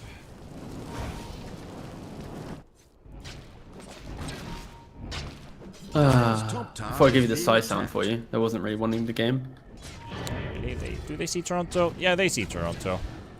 Let's see if he gets it. But do they see Tokyo, though? You need to see the full thing to get the kill. Yeah, they don't. Okay, that was a bit underwhelming. He just saw Collapse make the Yatoro big goes plays. in, though. He's got an Damage Aegis, onto though. FN, and Immersion's just gonna blow up.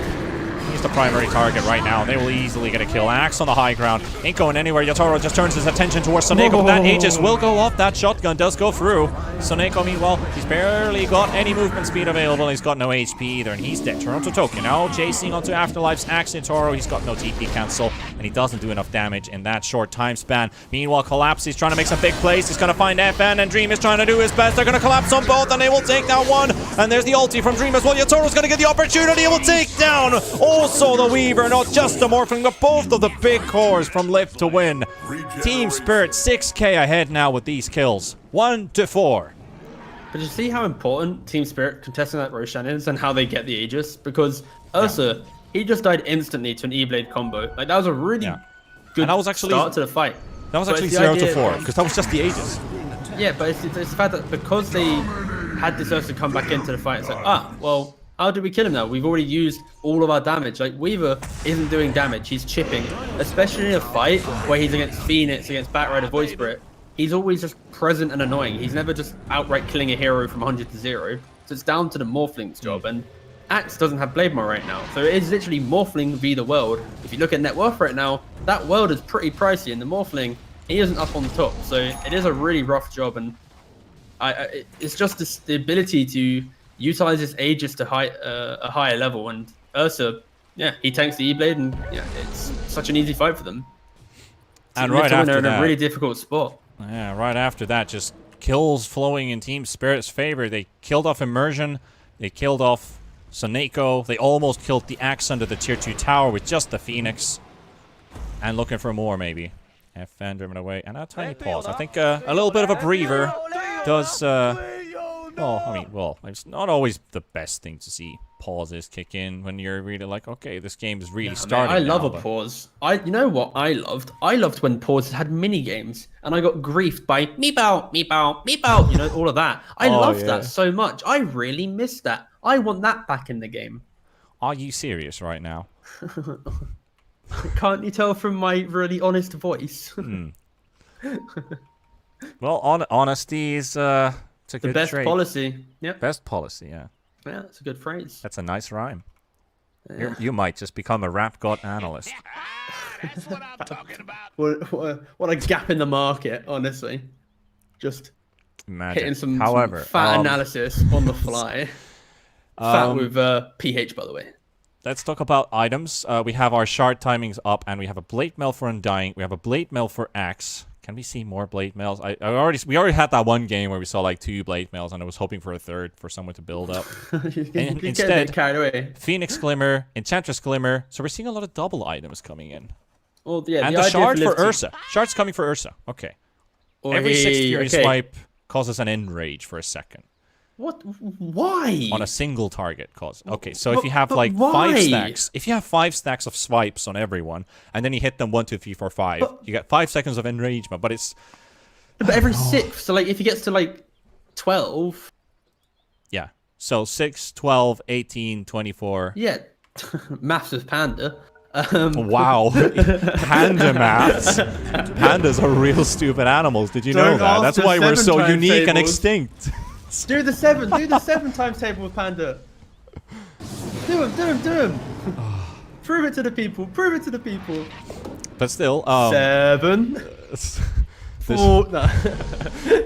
But that is an insane shard. Oh my god! Like, you're always gonna get 6 hits off, so you get this free strong dispel basically. That is I love that. That is fun. All right. Okay. I would say BKB is probably a little bit better against the E-Blade, but... I was about to jump to sarcasm mode, but never mind. Phoenix, no, I'm back to serious. Hello. So bad, though. What the heck? He's dead.